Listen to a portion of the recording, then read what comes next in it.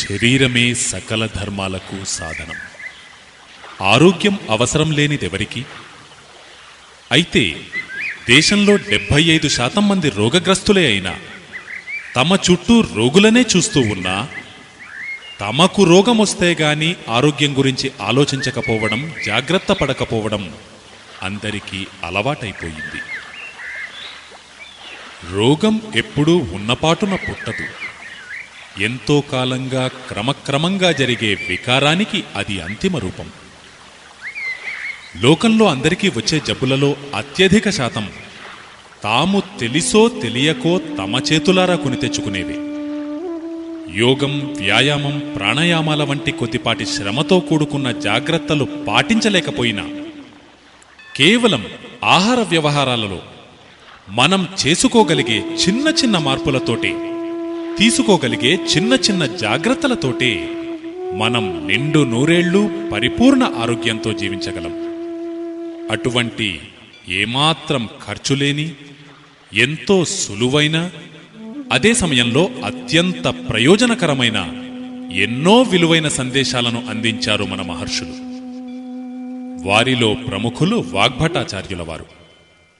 వారి సందేశాలపై ఆధునిక విజ్ఞాన శాస్త్రం దృక్కోణంలో ఎంతో లోతైన పరిశోధన చేసి మనకు అందే రీతిలో మన ముందుంచి సమాజానికి ఎనలేని మేలు చేశారు శ్రీ రాజీవ్ దీక్షిత్ గారు. వారు హిందీలో అందించిన ప్రవచనాలకు తెలుగు అనువాదమే మీరిప్పుడు వింటున్నది. సులువైన నివారణోపాయాలతో పాటు సులభమైన చికిత్సను సూచించే వారి ఈ ప్రవచనాలు వింటే మన వంటిల్లే మన ఒంటిని రోగరహితంగా ఉంచే ఆలయమవుతుంది.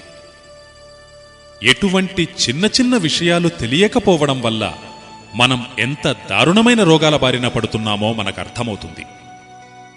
ఉరుకులు పరుగులతో రేయింబవళ్లు శ్రమించి కూడబెట్టిన దానిలో 70% వరకు డాక్టర్లకు, హాస్పిటళ్లకే ముట్టజెబుతున్న నేటి తరానికి ఈ ప్రవచనాలు అమృతం వంటివి. వారి జీవనశైలికి అనువైనవి. స్వస్థ భారతావని దిశగా సుగమమైన దారులివి. సర్వే భవంతు నిరామయాః. అందరూ రోగరహితులవ్వాలన్నదే మా సంకల్పం. అందుకే మా ఈ ప్రయత్నం. మీకోసం, మీ పిల్లల కోసం ఒక్కసారి ఈ ప్రవచనాలు వినండి, అనుసరించండి. పూర్ణాయుష్షును, పరిపూర్ణ ఆరోగ్యాన్ని పొందండి.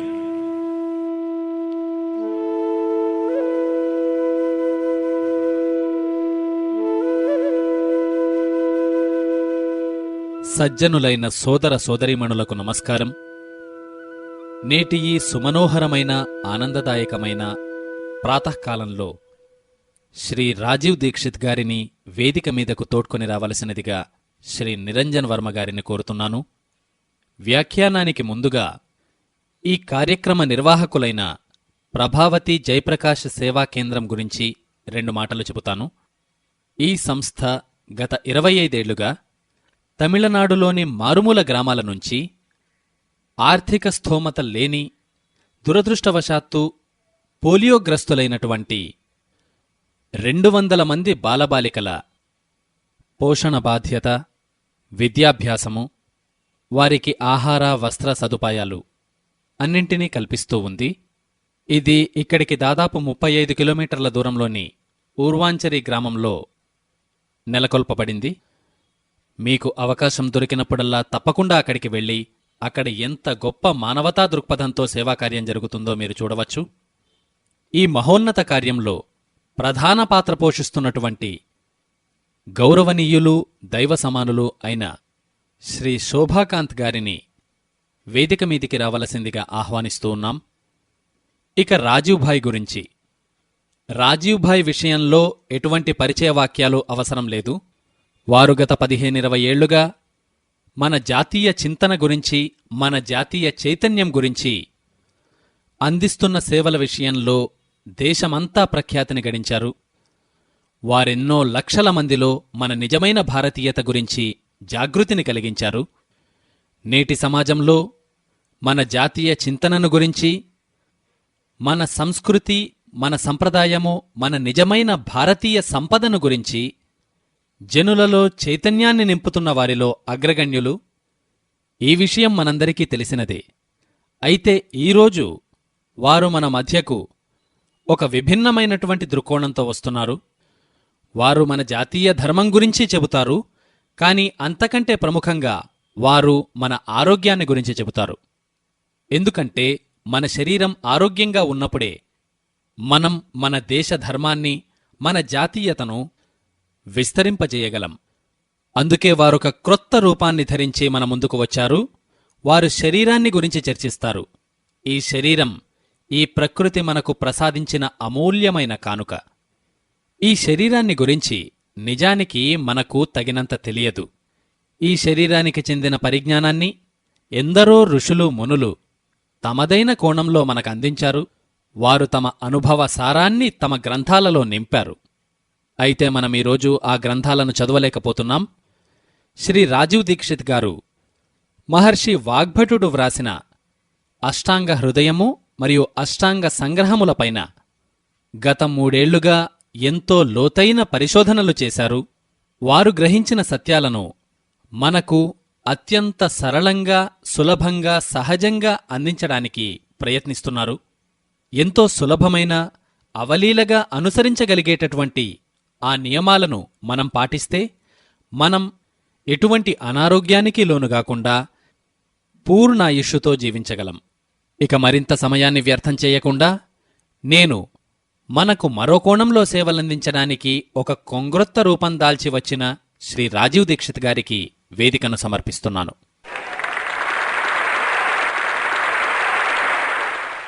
గౌరవనీయులైన చెన్నై నగరవాసులారా, తల్లులారా, సోదరీమణులారా, నేను మీ అందరికీ ఎంతో కృతజ్ఞుణ్ణి. ముఖ్యంగా సోదరులు శ్రీ శోభాకాంత్ గారికి, నిరంజన్ గారికి, ప్రదీప్ గారికి, మేఘాని గారు, వీరందరికీ ఎంతో కృతజ్ఞుణ్ణి. వీరందరి ప్రోత్సాహంతో నేను మీ ముందు ఇంతకు మునుపెన్నడూ నేను చర్చించని విషయాలపై చర్చించే అవకాశం లభించింది. మన ఈ చికిత్స మరియు ఆరోగ్యం అన్న అంశాల మీద నేను మాట్లాడడానికి 3 ఏళ్ల క్రితం నాకు ప్రేరణ లభించింది. అప్పుడు నేను భారత ప్రభుత్వానికి ఒక లేఖ వ్రాశాను. నేను భారతదేశ ప్రభుత్వం యొక్క ఆరోగ్య శాఖామాత్యులకు ఒక లేఖ వ్రాశాను. మన దేశ ప్రజల ఆరోగ్య స్థితిగతులను తెలుసుకోవడానికి. మన దేశ ప్రభుత్వం ప్రతి 10 ఏళ్లకు ఒకసారి జనాభా లెక్కలు సేకరిస్తూ ఉంటుంది. దానిని సెన్సస్ అంటారు మన దేశంలో. ఇలా సెన్సస్ చేస్తున్నప్పుడు మరెన్నో విషయాల గణాంకాలు కూడా లెక్కిస్తారు. ఎంతమంది రోగగ్రస్తులు, ఎవరికి ఏ ఏ రోగాలున్నాయి, ఇంకా ఎందరు ఆరోగ్యవంతంగా ఉన్నారు, ఎంతమంది పరిపూర్ణంగా ఆరోగ్యవంతంగా ఉన్నారు, ఎంతమంది పాక్షికంగా ఆరోగ్యవంతంగా ఉన్నారు.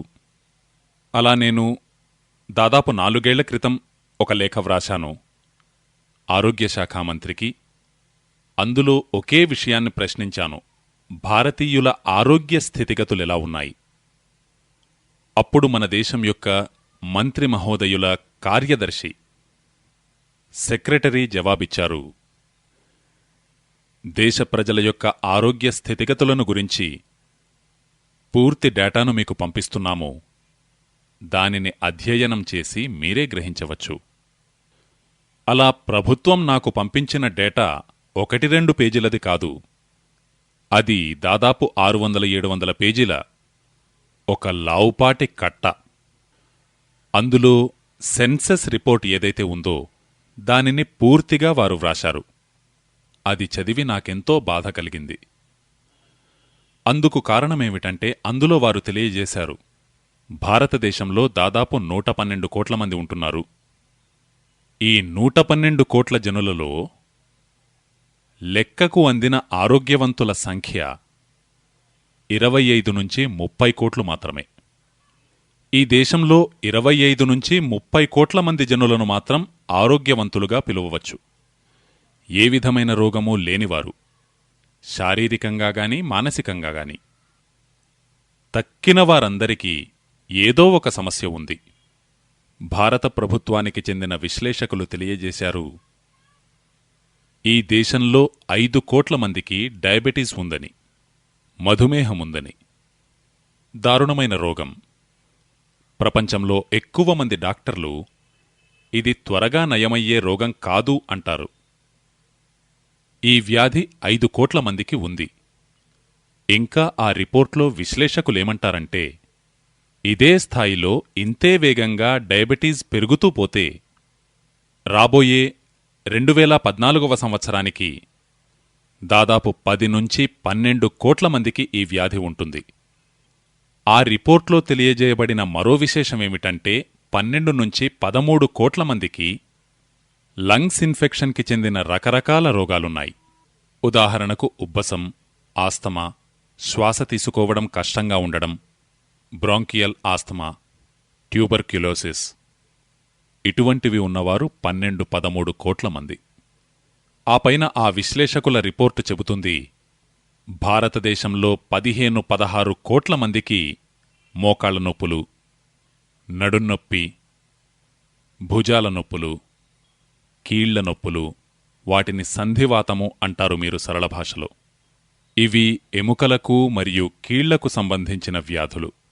తరువాత అదే రిపోర్ట్లో చెప్పబడిన మరో విషయం, 9 నుంచి 10 కోట్ల మందికి కడుపుకు సంబంధించిన సమస్యలున్నాయి. మనం సర్వసాధారణంగా వాటిని పైత్య రోగాలు అంటూ ఉంటాం. గ్యాస్ ఏర్పడడం, acidity, ulcer, peptic ulcer, hyper acidity మొదలైనవి. ఇదంతా నేను చదువుతూ పోయాను. ఆ రిపోర్ట్లో ఎంతగానో వేదనకు గురిచేసే మరొక విషయం వ్రాయబడి ఉంది. అదేమిటంటే 20 నుంచి 22 కోట్ల మందికి కళ్లకు సంబంధించిన ఏదో ఒక వ్యాధి ఉంది. తక్కువగా కనపడడం, అసలే కనపడకపోవడం, రేచీకటి, పగటిపూట కనిపించినా రంగుల మధ్య భేదాన్ని గుర్తించలేకపోవడం. మనం వాటిని ఆంగ్లంలో night blindness, colour blindness, glaucoma వంటి పేర్లతో పిలుస్తూ ఉంటాం. ఇది చదువుతున్న కొద్దీ నాకు బాధ పెరుగుతూ పోయింది. చివరిగా రిపోర్టులోని చివరి అంశంలో ప్రభుత్వం తరఫున ఒక విషయం చెప్పబడింది. వ్యాధుల విషయం ఇలా ఉంటే వీటిని నివారించడానికి ప్రభుత్వం ఏ విధమైన చర్యలు చేపట్టింది. ప్రతి సంవత్సరం ఈ వ్యాధులను నయం చేయడానికి కేంద్ర ప్రభుత్వం బడ్జెట్లో నిధులను కేటాయిస్తుంది. అది దాదాపు 96,000 కోట్ల రూపాయలు.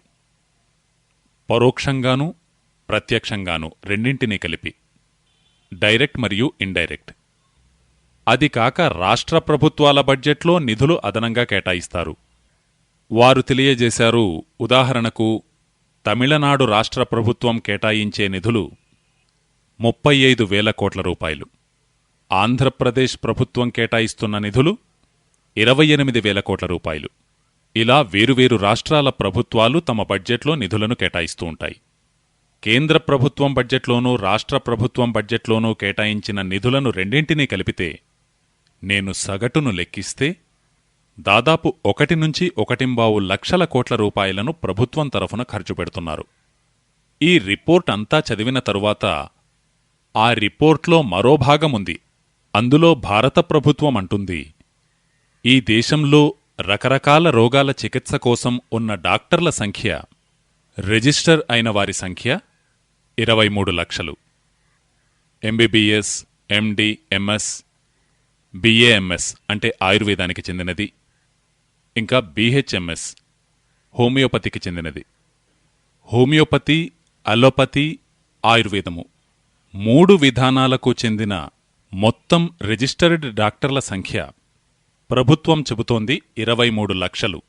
23 లక్షల మంది డాక్టర్లు, 70 నుంచి 75 కోట్ల మంది రోగులు. నిజానికి 80 కోట్ల మంది రోగులు.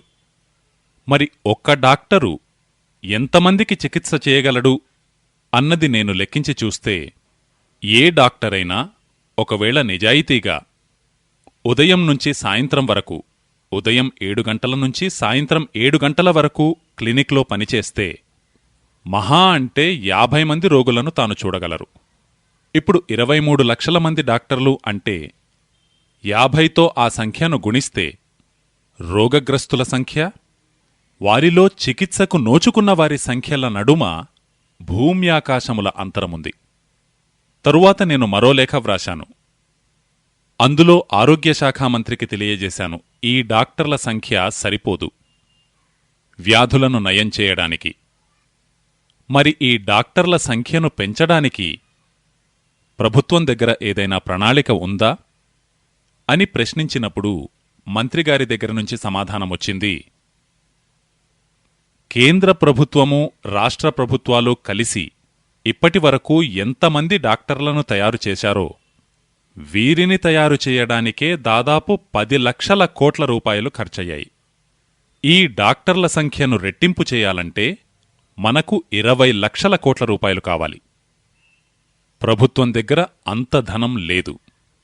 అందుకే ఈ వ్యవస్థ ఎలా ముందుకు వెళుతుందో తెలియదు.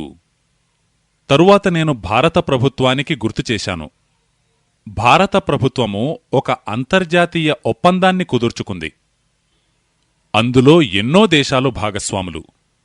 ఆ ఒప్పందం యొక్క టైటిల్ 2014 నాటికి అందరూ ఆరోగ్యవంతులు. భారతదేశంలో 2014 నాటికి అందరూ ఆరోగ్యవంతులు కావాలన్నది ప్రభుత్వం కుదుర్చుకున్న ఒప్పందం. మరి 2014వ సంవత్సరానికి అదెలా సాధ్యపడుతుంది? నాకు మాత్రం అది సంభవమని అనిపించడం లేదు. ప్రభుత్వం మరో విషయాన్ని కూడా అంగీకరిస్తోంది. భారత ప్రభుత్వం ప్రస్తుతం ఎంత వేగంగా పనిచేస్తోంది అన్నదానిని బట్టి భారతీయులందరికీ ఆరోగ్యాన్ని కలిగించాలంటే, చికిత్సను కలిగించాలంటే కనీసం 350 ఏళ్లు పడుతుంది. ఈ క్యాల్క్యులేషన్ నేనెలా చేశాను? ప్రతి సంవత్సరం మన దేశంలో ఎంతమంది డాక్టర్లు చదువు పూర్తి చేసుకుని బయటికొస్తున్నారు? అలోపతి, హోమియోపతి ఇంకా ఆయుర్వేదములకు చెందినవారు. ఆ సంఖ్యకు దేశం యొక్క గ్రోత్ రేట్ ఏదైతే ఉందో 10%, దానిని బట్టి ప్రతి సంవత్సరం వారి సంఖ్య పెరుగుతూ పోతే దాదాపు 350 సంవత్సరాలకు భారతదేశంలో అందరికీ వైద్య సదుపాయం అందుతుంది. ఇప్పుడు 350 సంవత్సరాలకు ఎంతమంది జీవించి ఉంటారో, ఎంతమంది గతిస్తారో మనకు తెలియదు. నా మనస్సుకు బాధ కలిగించే విషయమేమిటంటే, జనాభా ఏ స్థాయిలో పెరుగుతూ పోతోందో 350 సంవత్సరాలకు దానిని కూడా ఈ సంఖ్యకు కలిపితే ఇక అందరికీ వైద్యం అందుబాటులోకి రావడం ఎప్పటికీ జరగదు. ఈ విషయం తెలుసుకుంటే నాకెంతో బాధ కలిగింది. ఇది చాలా గంభీరమైన విషయమని నేను భావించాను. ప్రస్తుతం గత కొన్నేళ్లుగా నేను స్వామి రామ్దేవ్ గారితో కలిసి పనిచేస్తున్నాను. నేను వారితో ఈ విషయాలన్నీ చర్చించినప్పుడు వారు కూడా అన్నారు, నిజంగానే ఈ సమస్య చాలా గంభీరమైనది అని. మనం ప్రభుత్వం యొక్క సామర్థ్యం మీద, ప్రభుత్వం యొక్క బలం మీద ఆధారపడి ప్రస్తుతం కొనసాగుతున్న వైద్య వ్యవస్థను దృష్టిలో ఉంచుకుంటే అందరూ ఆరోగ్యవంతులు కావడమన్నది అసంభవం. మరొక మార్గాన్ని అన్వేషించాల్సిందే. మరొక మార్గాన్ని అన్వేషిస్తూ నేను భారతదేశంలోని గొప్ప వైద్యులందరితో చర్చించడం ప్రారంభించాను. మన దేశంలో ఆయుర్వేద శాస్త్రంలో గొప్ప పండితులుగా గుర్తించబడ్డ వైద్యులెందరితోనో నేను చర్చించాను. ముఖ్యంగా ఒక వైద్యులున్నారు, హార్డీకర్. పూనాలో ఉంటారు. భారతదేశంలో వారికి మహోన్నత స్థానముంది. ప్రస్తుతం భారతదేశంలో ఆయుర్వేద పరిజ్ఞానమున్న విశ్లేషకులెందరో వారిని ఆధునిక చరకులుగా అభివర్ణిస్తారు. అంత మహోన్నత స్థాయికి చెందినవారు వారు, హార్డీకర్ గారు. వారి వయస్సు దాదాపు 85 సంవత్సరాలు. నేను హార్డీకర్ గారితో అన్నాను, భారతదేశం యొక్క వైద్య వ్యవస్థ పరిస్థితి ఇది. భారత ప్రభుత్వం చెప్పిన వివరాలివి. ఈ విషయంలో మీ అభిప్రాయమేమిటి అంటే వారన్నారు, భారతదేశంలో ప్రభుత్వం ద్వారా అందరికీ వైద్యమందడం వీలుపడదు. ఒకవేళ ఎవరైనా తమకు తామే వైద్యం చేసుకోగలిగితే అప్పుడు మాత్రమే దీనికి పరిష్కారం దొరుకుతుంది. మరో మార్గం లేదు. హార్డీకర్ గారు నాతో అన్నారు, నీకొక విషయం తెలుసా? 200 సంవత్సరాల క్రితం భారతదేశంలో ఇంతమంది రోగులు లేరు.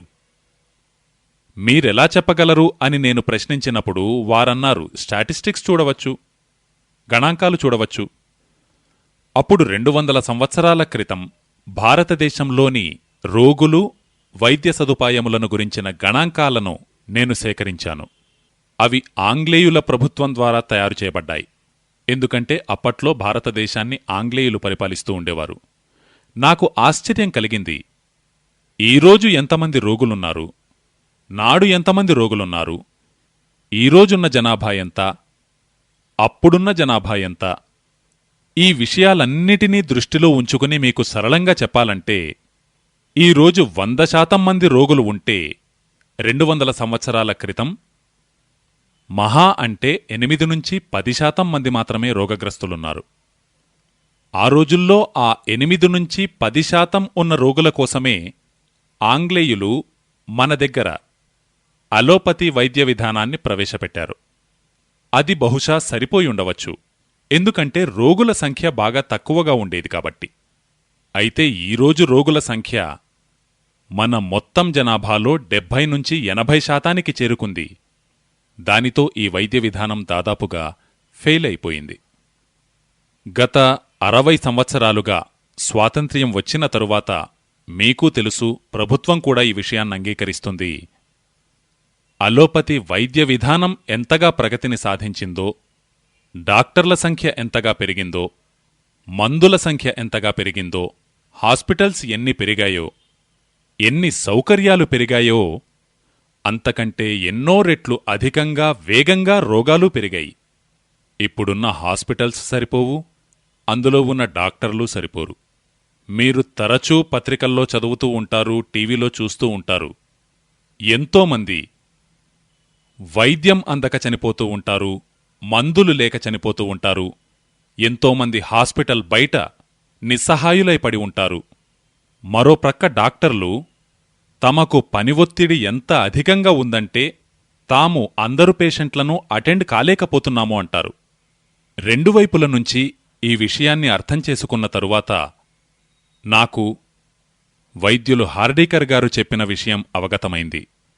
అందరూ తమకు తాము వైద్యం చేసుకుంటే అందరూ ఆరోగ్యవంతులవ్వడానికి మార్గం లభిస్తుంది. దానితో నేనొకరోజు హార్డీకర్ గారిని అడిగాను, మరి ప్రతి వ్యక్తి తనకు తానే వైద్యం చేసుకోవడం సాధ్యమేనా? మరి అప్పుడిక డాక్టర్ల అవసరమేముంది అంటే హర్డీకర్ గారు తిరిగి ప్రశ్నించారు, డాక్టర్ చేసేదేమిటి? డాక్టర్ ఏమి చేస్తాడు? మిమ్మల్ని కొన్ని విషయాలు అడుగుతాడు. మీకు ఆకలి వేస్తుందా లేదా, దాహం వేస్తోందా లేదా, నిద్ర పడుతోందా లేదా, ఆహారం రుచిస్తోందా లేదా, వగైరా వగైరా. ఈ వివరాలన్నిటినీ మీరు వారికి చెబుతారు. మీరు ఈ వివరాలన్నీ తెలియజేసిన తరువాత ఆయన తన కంక్లూజన్ను మీకు తెలియజేస్తాడు. మీకు ఫలానా రోగముంది అని, లేదు మీకు ఈ సమస్య వచ్చింది అని. అంటే ఏమిటి దానర్థం? డాక్టరు చెప్పినదంతా మీరు చెప్పిన దానిని బట్టే. తానేమీ భగవంతుడు కాడు కదా. మీరు ఏమీ చెప్పకుండానే మీకు ఈ సమస్య ఉంది అని చెప్పే డాక్టర్లెక్కడా ఉండరు కదా.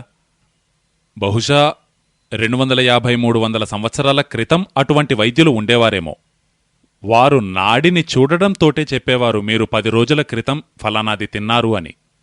హార్డీకర్ గారు నాకు చెప్పారు, మన దేశంలో ఎటువంటి వైద్యులుండేవారంటే ఒక్క నిమిషం నాడిని పట్టుకుని నిన్న ఏమి తిన్నారో, 2 రోజుల క్రితం ఏమి తిన్నారో, 4 రోజుల క్రితం ఏమి తిన్నారో, 10 రోజుల క్రితం ఏమి తిన్నారో చెప్పేవారు. ఇప్పుడు అటువంటి వారు మన దేశంలో చాలా అరుదుగా ఉన్నారు. వారి సంఖ్య కూడా చాలా తక్కువ. కాబట్టి హార్డీకర్ గారు అన్నారు, మీరు ఏమి చెబుతారో డాక్టరు దానిని బట్టి నిర్ణయిస్తాడు. అందులోనూ తాను ఖచ్చితమైన నిర్ణయానికి రాడు. అల్లోపతి వైద్య విధానంలో సిద్ధాంతమే ఉంది, trial and error. Trial and error, trial and error అంటే ప్రయత్నించు తప్పులు చెయ్యి, ప్రయత్నించు పొరబడు, ప్రయత్నించు తప్పు చెయ్యి. అంటే బాణం వెయ్యి, తగిలితే సరే, లేకుంటే అంతే.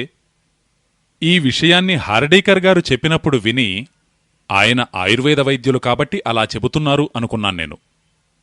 ఆ తరువాత ఈ విషయాన్ని కన్ఫర్మ్ చేసుకోవడానికి అలోపతికి చెందిన ఎంతోమంది పెద్ద పెద్ద డాక్టర్లను కలిశాను నేను. చాలా పెద్ద డాక్టర్లతో చర్చించాను, ఢిల్లీలో, ముంబైలో. వారన్నారు, చూడు, విషయమైతే నిజమే, అయితే మేము దీనిని దృఢంగా చెప్పలేము. అంటే మీ వంటి వారందరి ముందు మేము ఒప్పుకోలేము. మేమందరము ట్రయల్ అండ్ ఎర్రర్పై పనిచేస్తామని. మేమందరం బాణం వేస్తాం, తగిలిందా సరే సరి, లేకపోతే అంతే. అంటే మీకు చేయబడుతున్న చికిత్స కొన్ని ఎజంప్షన్స్ మీద ఆధారపడి ఉంటుంది. కన్ఫర్మ్గా అందులో ఏదీ ఉండదు. పనిచేసిందా సరే, లేకుంటే రోగి చచ్చేపోతాడు. అప్పుడు డాక్టర్ అంటాడు, నేను చేయగలిగినదంతా చేశాను, ఇంకేమి చేయగలను. దానితో మీరు మాట్లాడకుండా పేషెంట్ డెడ్ బాడీ తీసుకుని వెళ్ళిపోతారు. నేను మీకు ఒక గంభీరమైన విషయాన్ని చెప్పాలనుకుంటున్నాను. భారతదేశంలో అలోపతి వైద్య విధానంలో అగ్రస్థానంలో ఉన్న డాక్టర్లందరికీ చెందిన సంస్థ ఒకటుంది. ఆ సంస్థ యొక్క ఒక కాన్ఫరెన్స్లోకి నేను పొరపాటున వెళ్లడం జరిగింది. ఒక డాక్టర్ నన్ను తీసుకుని వెళ్ళాడు. నాకందులో పాల్గొనే అర్హత లేదు. అయితే ఒక డాక్టర్ నన్ను పట్టుకుని తీసుకువెళ్ళాడు. తనన్నాడు, నువ్వు కేవలం కూర్చుని విను, మేమేం మాట్లాడుకుంటున్నామో, నువ్వేమీ మాట్లాడకు, ఏ విషయానికి నువ్వు స్పందించకు, రియాక్ట్ కాకు, కేవలం విను, మేమేం మాట్లాడుకుంటామో చూడు. అలా ఆ కాన్ఫరెన్స్లో 3 రోజులు నేను పాల్గొన్నాను ఢిల్లీలో. అక్కడ చర్చించబడే విషయాలను మీకు వినిపిస్తే ఇక మీరు మరే ఎలోపతి వైద్యుని దగ్గరికి వెళ్లరు. వాళ్ల మాటలు పూర్తిగా ఎలా ఉంటాయంటే, ఒక కసాయి మేకను కోసే ముందు ఎలా మాట్లాడతాడో అలా ఉంటాయి. ఈ దేశానికి అటువంటి గతి పట్టింది. 3 రోజులు విన్న తరువాత నాకెంతో వేదన కలిగింది. నేనా డాక్టరుతో ఇక నేను వెళ్లాలనుకుంటున్నాను అని చెప్పినప్పుడు తనన్నాడు, ఇప్పుడు నీకర్థమైందా మేమేం మాట్లాడుకుంటామోనని. మరి మీరింతకీ ఈ విషయం నాకెందుకు చెప్పాలనుకున్నారు అని నేనడిగాను. ఆయనన్నాడు, నువ్వు మేమందరమూ చేయలేని ఒక పనిని చేయగలవు. ఈ విషయాలను ఇతరులకు వివరించు. అది విషయం. అందులో ఎంతో గంభీరంగా చర్చించబడిన విషయం ఒకటి మీకు ఒక్క వాక్యంలో చెప్పాలనుకుంటున్నాను. అక్కడి అందరు డాక్టర్లు నిర్ద్వంద్వంగా అంగీకరించిన విషయమేమిటంటే, గత 250 ఏళ్లుగా అలోపతి వైద్యం ఒకటే పని చేస్తోంది, వేదనతో పోరాడడం. అంతే, అంతకు మించి మరేమీ లేదు. 250 ఏళ్లుగా అలోపతి వైద్య విధానం ఒకే రీసెర్చ్ చేసింది, ఒకే పని చేసింది, ఒకే విషయాన్ని పరిశోధించింది. అది వేదనతో పోరాడడం గురించి. అంతకు మించి మరేమీ లేదు. ఈ విషయంపై నేను గంటల తరబడి ఆలోచించసాగాను. అప్పుడు నా మనసులో ప్రేరణ కలిగింది.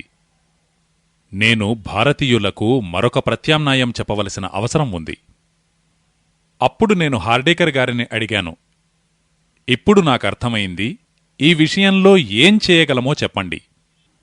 హార్డేకర్ గారు చెప్పారు, ఆయుర్వేదం ఎటువంటి వైద్య విధానమంటే, అందులో మహోన్నతులైన ఋషులు, చరక ఋషి, సుశ్రుత ఋషి, వాగ్భట ఋషి, నిఘంటు ఋషి, పరాశర ఋషి, ఇటువంటి మహనీయులందరూ కామన్గా ఒక విషయాన్ని చెప్పారు. అదేమిటంటే, రోగి అయినవాడే అందరికంటే గొప్ప వైద్యుడు కాగలడని. ఈ విషయాన్ని మీరు లోతుగా మననం చేస్తూ ఉండండి.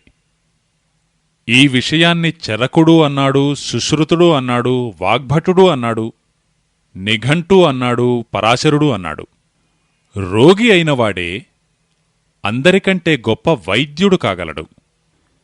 ఎందుకంటే తనకు తన దుఃఖము మరియు వేదన ఎంత లోతుగా అనుభూతికి అందుతుందో అది ఏ డాక్టర్కు తెలియదు. తన దుఃఖాన్ని, వేదనను లోతుగా అనుభూతి పొందగలిగినవాడు చికిత్సను కూడా చేయగలడు. కేవలం తనకు కొద్ది జ్ఞానం మాత్రం అవసరం. కొద్దిపాటి జ్ఞానమే, ఎక్కువ కాదు. తనకు జీవితంలో కొద్దిపాటి జ్ఞానముంటే వారంటారు, వారు అన్ని రకాలైన వ్యాధులతోనూ పోరాడగలరు, ఇంకా ఇతరులకు సహకరించగలరు. ఆయన చెప్పిన ఈ మాటలు నాకెంతో స్ఫూర్తినిచ్చాయి. రోగి అయినవాడే అందరికంటే గొప్ప వైద్యుడు కాగలడని. ఆయుర్వేద పరిజ్ఞానమున్న మహామహా పండితులందరూ ఈ విషయాన్ని అంగీకరిస్తారు. వారంటారు, ఆయుర్వేదంలో 85% అంశం ఈ విషయాన్ని నేను మీకెంతో వినమ్రుణ్ణై విన్నవిస్తున్నాను. దయచేసి ఈ విషయాన్ని లోతుగా ఆలోచించండి. మీ జీవితానికి సంబంధించిన ఆరోగ్యము మరియు వైద్యములలో 85% అంశం ఎంత సరళమైనది, సులభమైనది అంటే మీరే దానిని పాటించవచ్చు. కేవలం 15% విషయంలో మాత్రమే మీకు ఆ రంగంలో ప్రత్యేక పరిజ్ఞానమున్న వ్యక్తి యొక్క అవసరం పడవచ్చు. కేవలం 15%. పర్సంటేజ్ దృష్ట్యా మనం మాట్లాడుకుంటే మీకు తెలుసు 33% వస్తే ఎవరైనా పాస్ అయిపోతారు. దానికి పైన థర్డ్ డివిజన్, సెకండ్ డివిజన్. 60కి పైన అయితే ఫస్ట్ డివిజన్ అవుతుంది. 75%కి డిస్టింక్షనే వస్తుంది. నేను చెబుతున్నది 85% గురించి. ఆరోగ్యము మరియు వైద్యములలో 85% అంశం ఎటువంటిదంటే ఏ ప్రత్యేక పరిజ్ఞానమున్న వ్యక్తి అవసరమో లేకుండానే మీరే ఆచరించుకోవచ్చు. కేవలం 15% అంశంలోనే ఆ రంగంలో ప్రత్యేక పరిజ్ఞానమున్న వ్యక్తి అవసరం పడుతుంది. మీకు మరో విషయం చెబుతున్నాను. మీ జీవితంలో ఈ 15% అంశం ఏదైతే ఉందో, ఎటువంటి పరిస్థితుల్లో మీకు ప్రత్యేక పరిజ్ఞానమున్న వ్యక్తుల సహకారం అవసరమో ఆ అంశానికి చెందిన రోగాల సంఖ్య చాలా తక్కువ. చాలా తక్కువ రోగాలు ఆ కోవకు చెందుతాయి. అంటే మీ జీవితంలో ఎటువంటి రోగాలొస్తే మీకు వైద్యంలో ప్రత్యేక పరిజ్ఞానమున్న వ్యక్తుల సహకారం అవసరమవుతుందో అటువంటి రోగాలు చాలా అరుదు. విశేష వైద్య పరిజ్ఞానమున్న వ్యక్తుల సహకారం లేకుండా తగ్గించుకొనగలిగే రోగాల సంఖ్య చాలా ఎక్కువ. అంటే దీనర్థం మనం 85% అయితే వైద్యులం ఎలాగూ అవగలం. ఈ విషయానికి ఇది కంక్లూజన్. మీరొకవేళ 85% కంటే కూడా మెరుగైన డాక్టర్గా కావాలనుకుంటే వాగ్భట ఋషి అంటారు, మీ శరీరాన్ని కొద్దిగా అర్థం చేసుకోండి చాలు. వారు మరొక ప్రధానమైన విషయాన్ని చెబుతారు, మీ భోజనాన్ని అర్థం చేసుకోండి. శరీరాన్ని తెలుసుకోగలిగి భోజనాన్ని గుర్తించగలిగితే వారంటారు మీరు 100% డాక్టర్ కాగలరని. శరీరాన్ని గురించి తెలుసుకోవడమంటే కొద్దిగా ఫిజియాలజీ, కొద్దిగా ఎనటమీ, ఈరోజు భాషలో చెప్పాలంటే కొద్దిగా శారీరక విజ్ఞానం మీకు తెలియాలి. అది ఈ రోజుల్లో చాలా తేలిక, ఏమాత్రం కష్టతరం కాదు. భారత ప్రభుత్వం రకరకాలైన చిన్న చిన్న పుస్తకాలను ముద్రించి ఉంచింది. పిల్లలను చదివించడం కోసం ఎన్సీఈఆర్టీ సిలబస్లో ఇవిప్పుడు వచ్చాయి. ఆ పుస్తకాలు మీకు బజారులో దొరుకుతాయి. మీరు కొనుక్కోండి. కొద్దిగా ఫిజియోలజీ అయితే మీకు అర్థమైపోతుంది. కొద్దో గొప్పో అనటమీ అర్థమవుతుంది. శరీరంలో ఏ ఏ అవయవాలున్నాయి, ఆ అవయవాలకు ఏ ఏ ఉపాంగాలున్నాయి, గుండె ఎక్కడుంది, లివర్ ఎక్కడుంది, కిడ్నీ ఎక్కడుంటుంది, లివర్కి కిడ్నీతో ఉన్న సంబంధమేమిటి, కిడ్నీకి గుండెతో ఉన్న సంబంధమేమిటి, వాటి మధ్య పరస్పరం ఉన్న ఇంటర్ రిలేషన్షిప్ ఎటువంటిది. ఇప్పుడు మీకంతటా ఒక చార్ట్ దొరుకుతుంది, క్యాలెండర్ వంటిది. దయచేసి మీరదొకటి కొనుక్కుని ఇంట్లో తగిలించుకోండి. మీకు ఉపయోగపడుతుంది, మీ పిల్లలకు ఉపయోగపడుతుంది. కాబట్టి ఈ భాగం చాలా తేలిక, ఏమాత్రం కష్టం కాదు. అందులో కఠినమైన అంశమంటూ ఏమన్నా ఉంటే అది ఏమిటంటే, శరీరాంగముల మరియు ఉపాంగముల పేర్లేవైతే ఉన్నాయో వాటిని ఏ భాషలో తెలియజేశారో అది మీకు అంతగా అర్థం కాకపోవచ్చు. అప్పుడు మీరు ఆయుర్వేదానికి చెందినది తీసుకుంటే మీకు తేలికగా అర్థమవుతుంది. వాటి పరస్పర సంబంధమేమిటి మొదలైన విషయాలన్నీ. నేనా విషయం మీద ఎక్కువగా చర్చించదలుచుకోలేదు, ఎందుకంటే అవన్నీ మీకు లభిస్తాయి. ఆ విషయాలపై ఎక్కువగా మాట్లాడడం వల్ల సమయం వ్యర్థమవుతుంది. కనుక మీకు సూచనప్రాయంగా తెలియజేస్తున్నాను, మీరు ఈరోజు కానీ లేదా 1-2 రోజుల్లో కానీ మీరు ఫిజియాలజీ, ఎనటమీకి చెందిన అటువంటి పుస్తకాలను కొనుక్కోండి. లేదంటే ఒక క్యాలెండర్ చార్ట్ దొరుకుతుంది, దాన్ని తీసుకోండి. 2-3 క్యాలెండర్లతో చార్ట్ ఉంటుంది, దాన్ని తీసుకోండి. ఈ మధ్యే ప్రభుత్వం 12 క్యాలెండర్ల చార్ట్ విడుదల చేసింది. చాలా సరళమైన భాషలో ఉంది, చాలా తేలికైనది. దానిని ఇంట్లో వేలాడదీసుకుని పేజీలు తిప్పుతూ ఉండండి, చూస్తూ ఉండండి. మహా అంటే 8-10 రోజులు మీరు చూస్తే మీకే అర్థమవుతుంది లివర్ ఏమిటి, కిడ్నీ ఏమిటి, హార్ట్ ఏమిటి, వాటి ఫంక్షన్స్ ఏమిటి, వాటి మధ్య పరస్పరం సంబంధం ఏమిటి అన్నది. వాగ్భటులు అదే చెబుతారు. కొద్దిగా శరీరాన్ని గురించి తెలుసుకోండి, భోజనాన్ని గుర్తించండి. ఆ పైన వారు మరొక సూత్రాన్ని వ్రాశారు సంస్కృతంలో.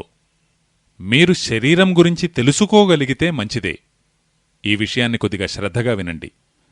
మీరు శరీరం గురించి తెలుసుకోగలిగితే మంచిదే, కానీ భోజనాన్ని గురించి మాత్రం తప్పకుండా తెలుసుకోవాలి. అంటే వారు చెప్పడం వెనుక ఉద్దేశ్యం, మీరు శరీరం గురించి తెలుసుకోగలిగితే మంచిదే, తెలుసుకోలేకపోయినా భోజనం గురించి మాత్రం తప్పకుండా తెలుసుకోవాలి. తరువాత వాగ్భటులు ఎంతో వినయంగా, ఎంతో లోతుగా మరో విషయాన్ని వ్రాశారు. భోజనాన్ని గురించి తెలుసుకున్న వారికి ఇక జీవితంలో ఏ వైద్యుని అవసరమో ఎప్పటికీ రాదు.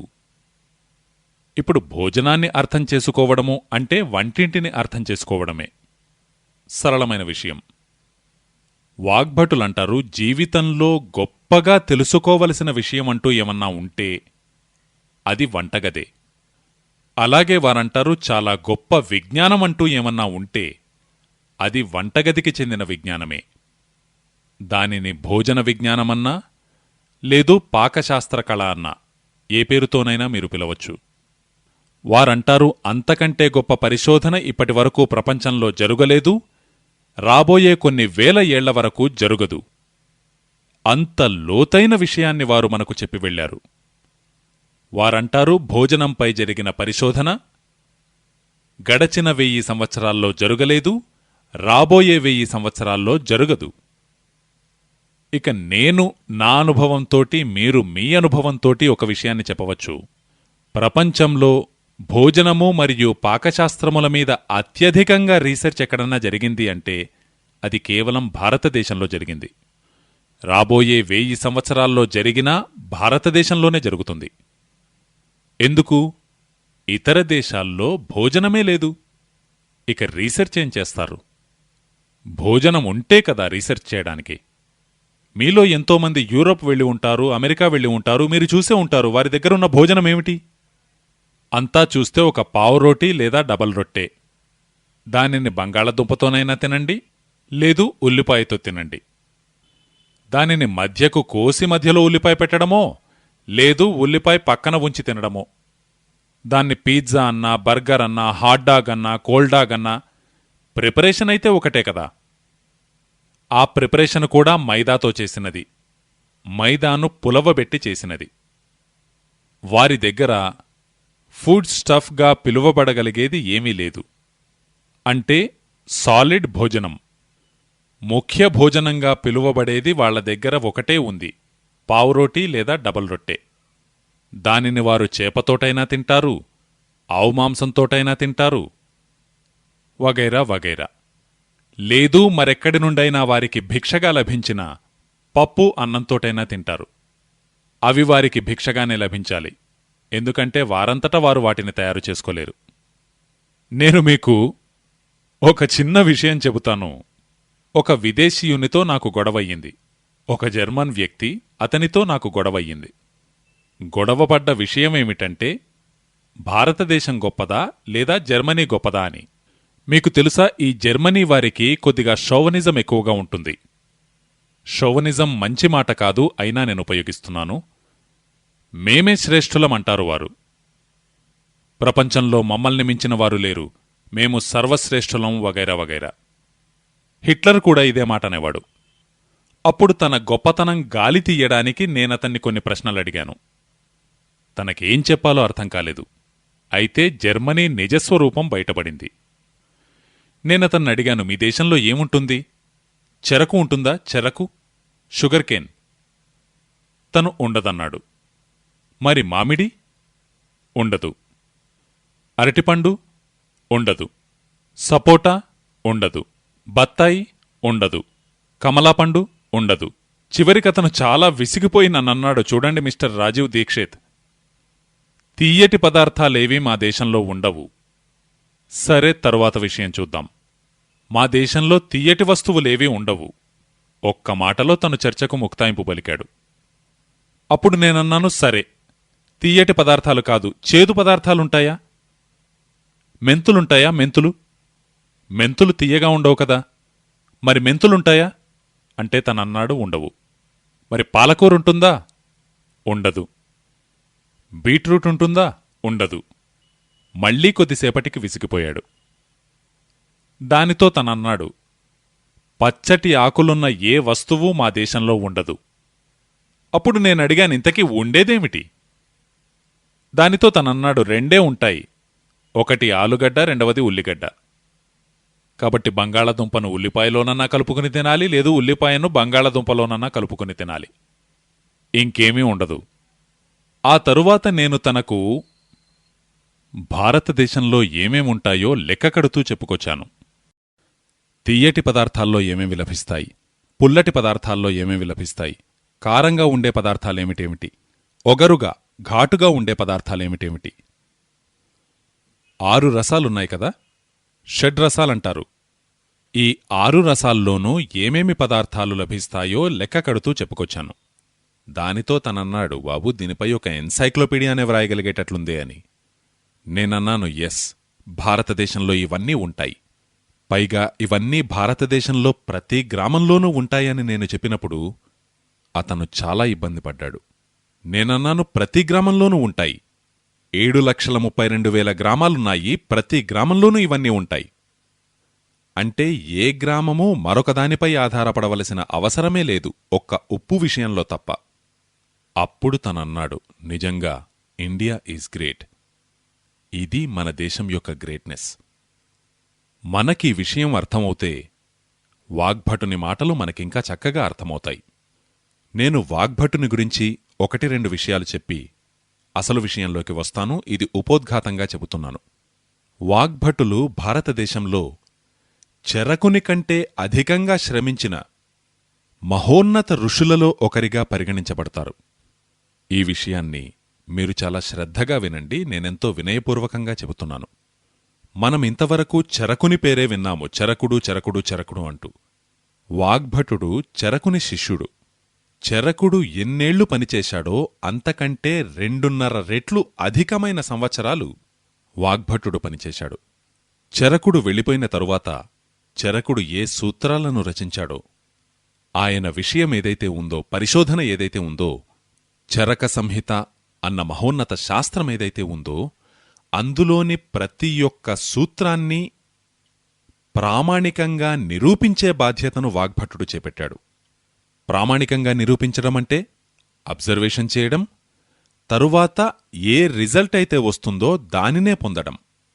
ఇప్పుడు చెరకుడొక మాట అన్నాడనుకోండి, ఇది తినడం వల్ల ఇలా జరుగుతుంది అంటే, ఉదాహరణకు చెరకుడొక స్టేట్మెంట్ ఇచ్చాడనుకోండి, ఇది సేవిస్తే ఇలా జరుగుతుంది అని. వాగ్భటుడు దాన్ని ప్రామాణికంగా నిరూపించడానికి 25 సంవత్సరాలు వెచ్చించాడు, 20 సంవత్సరాలు వెచ్చించాడు, 30 సంవత్సరాలు వెచ్చించాడు. ఎప్పటి వరకు తాను స్వయంగా ఆ ఫలితాన్ని పొందలేదో అప్పటి వరకు ఆ విషయం జనులకు తెలియజేయదగినదిగా తాను భావించలేదు. మన ఆయుర్వేద చికిత్సాశాస్త్రంలో గొప్ప పరిజ్ఞానమున్నవారి ప్రకారం చెరకుడు మహాపండితుడు, చాలా ఉన్నతమైన కోవకు చెందినవాడు. కాని వాగ్భటుడు సాధారణ జనులకు వైద్యుడు. అంటే దీనర్థమేమిటి? దీనర్థమేమిటంటే, చెరకుడు ఏ విషయాన్నైతే చాలా లోతుగా గుహ్యమైన పదాలతో చెప్పాడో, వాగ్భటుడు వాటిని మరింత సరళీకృతం చేసి సాధారణ జనులకు అర్థమయ్యే విధంగా వాటిని వ్యక్తీకరించాడు. వాగ్భటుడు రచించిన 2 గ్రంథాలు అష్టాంగ హృదయము, అష్టాంగ సంగ్రహము. ఇవి రెండింటినీ చదివిన తరువాత నాకనిపించింది, నేను చరకుణ్ణి పరిపూర్ణంగా చదివినట్లు, సుశ్రుతుణ్ణి పూర్తిగా చదివినట్లు, నిఘంటువును పూర్తిగా చదివినట్లు, అన్నింటినీ పరిపూర్ణంగా చదివినట్లనిపించింది. ఎందుకంటే తాను అన్నింటి యొక్క సారాన్ని అందులో నింపారు. తరువాత వారన్నారు, నేను ఏ గ్రంథాలనైతే సిద్ధం చేశానో అష్టాంగ హృదయము, అష్టాంగ సంగ్రహము ఇవి సాధారణ జనుల కోసం. వారు కావాలంటే ఈ విషయాల్ని పాటించి తమ తమ జీవితాల్లో రోగరహితులుగా ఆనందంగా ఉండవచ్చు. వాగ్భటుడు 135 సంవత్సరాలు జీవించాడు. మరి వారి శిష్యులంటారు, వారు ఇచ్ఛామృత్యువును స్వీకరించారు.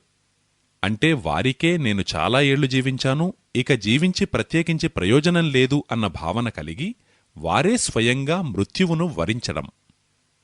అటువంటి మహోన్నత పండితుడు తన శరీరం మీద అంతటి కమాండ్. వారి గురించి చెబుతారు, వారు మృత్యువును వరిస్తున్నప్పుడు వారి శిష్యులు చింతాగ్రస్తులైతే, మీరు వెళ్ళిపోతున్నారే అని బాధపడుతూ ఉంటే, మీరు బాధపడవలసిన పనే లేదు, నేను ఈ శరీరాన్ని విడిచి మరో శరీరాన్ని ధరిస్తాను. నీవు షర్ట్ మార్చినట్లే నేను మారుస్తాను. అయితే ఇప్పుడు మాత్రం నేను వెళ్లవలసిన అవసరం ఉంది, ఎందుకంటే ఈ శరీరం యొక్క పరిమితి అయిపోయింది. ఇలా వారు స్వయంగా మృత్యువును వరించారు. వారు జీవితంలో పరిశోధించినదంతా 2 గ్రంథాల్లో నిక్షిప్తం చేశారు. 3వ పుస్తకాన్ని వారు వ్రాయలేదు.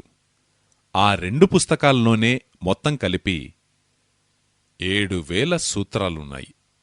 7,000. 2 పుస్తకాల్లో మొత్తం కలిపి 7,000 సూత్రాలున్నాయి. అన్ని సూత్రాలు సంస్కృతంలోనే ఉన్నాయి. మీకు తెలుసు, ఆ రోజుల్లో హిందీ లేదు, తమిళం లేదు, తెలుగు లేదు. అత్యధికంగా సంస్కృతమే వాడుకలో ఉండింది, లేదు ప్రాకృతముండింది. కనుక వారు తమ గ్రంథాలను సంస్కృతంలో వ్రాశారు. అవే సూత్రాలను నేను గత కొన్నేళ్లుగా అధ్యయనం చేస్తూ ఉన్నాను. గత 4-5 అయితే చాలా ఎక్కువగా అధ్యయనం చేశాను. నా మనసులో ఈ విషయం మెదిలినప్పటినుంచి నేను చదువుతూ ఉన్నాను. ఇంకా మేము దేశమంతటా స్వదేశీయత కోసం చేసే ఈ ఉద్యమమేదైతే ఉందో, ఆ ఉద్యమంతో దీనికి లోతైన సంబంధముంది. ఎందుకంటే మా ఉద్యమంలో ఇప్పటివరకు ఈ విషయాలు చెబుతూ వచ్చాం కదా. ఇంటికి పెప్సికోలా, కోకాకోలా తీసుకురాకండి, ఎందుకంటే అవి విదేశీ పానీయాలు. పైగా నేను మరో విషయం కూడా చెబుతూ ఉంటాను, అవి తాగతగ్గవి కావు, అవి టాయిలెట్ క్లీనర్సు. నేను చాలా ఏళ్ల క్రితం ఈ విషయాన్ని చెన్నైలో చెప్పాను. ఇప్పుడు ప్రభుత్వం కూడా అంగీకరించింది అవి టాయిలెట్ క్లీనర్స్ అని.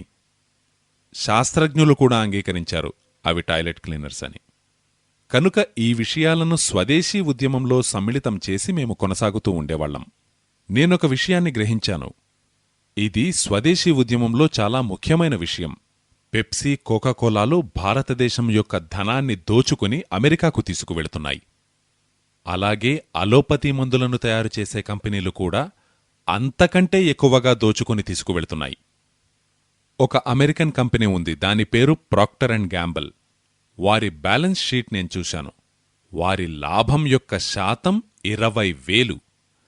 అంటే 20,000% ప్రాఫిట్ను అవి భారతదేశం నుంచి దోచుకుంటున్నాయి. పెప్సీ, కోకాకోలా 1000% లాభాన్ని పొందుతూ ఉంటే, ప్రాక్టర్ అండ్ గ్యాంబుల్ 20,000% లాభాన్ని పొందుతూ ఉంది. మరొక అమెరికన్ కంపెనీ అలీలిలీ, దాని ప్రాఫిట్ యొక్క పర్సెంటేజ్ 35,000. 35,000% లాభాన్ని అవి పొందుతున్నాయి భారతదేశంలో. కనుక నాకీ విషయం స్ఫురించినప్పుడు, పెప్సీ, కోకాకోలా భారతదేశం నుంచి ఎంత ధనాన్ని సంపాదిస్తున్నాయో అంతకంటే ఎన్నో రెట్లు అధికంగా అలోపతి కంపెనీలు భారతదేశం నుంచి ధనాన్ని సంపాదిస్తున్నాయి.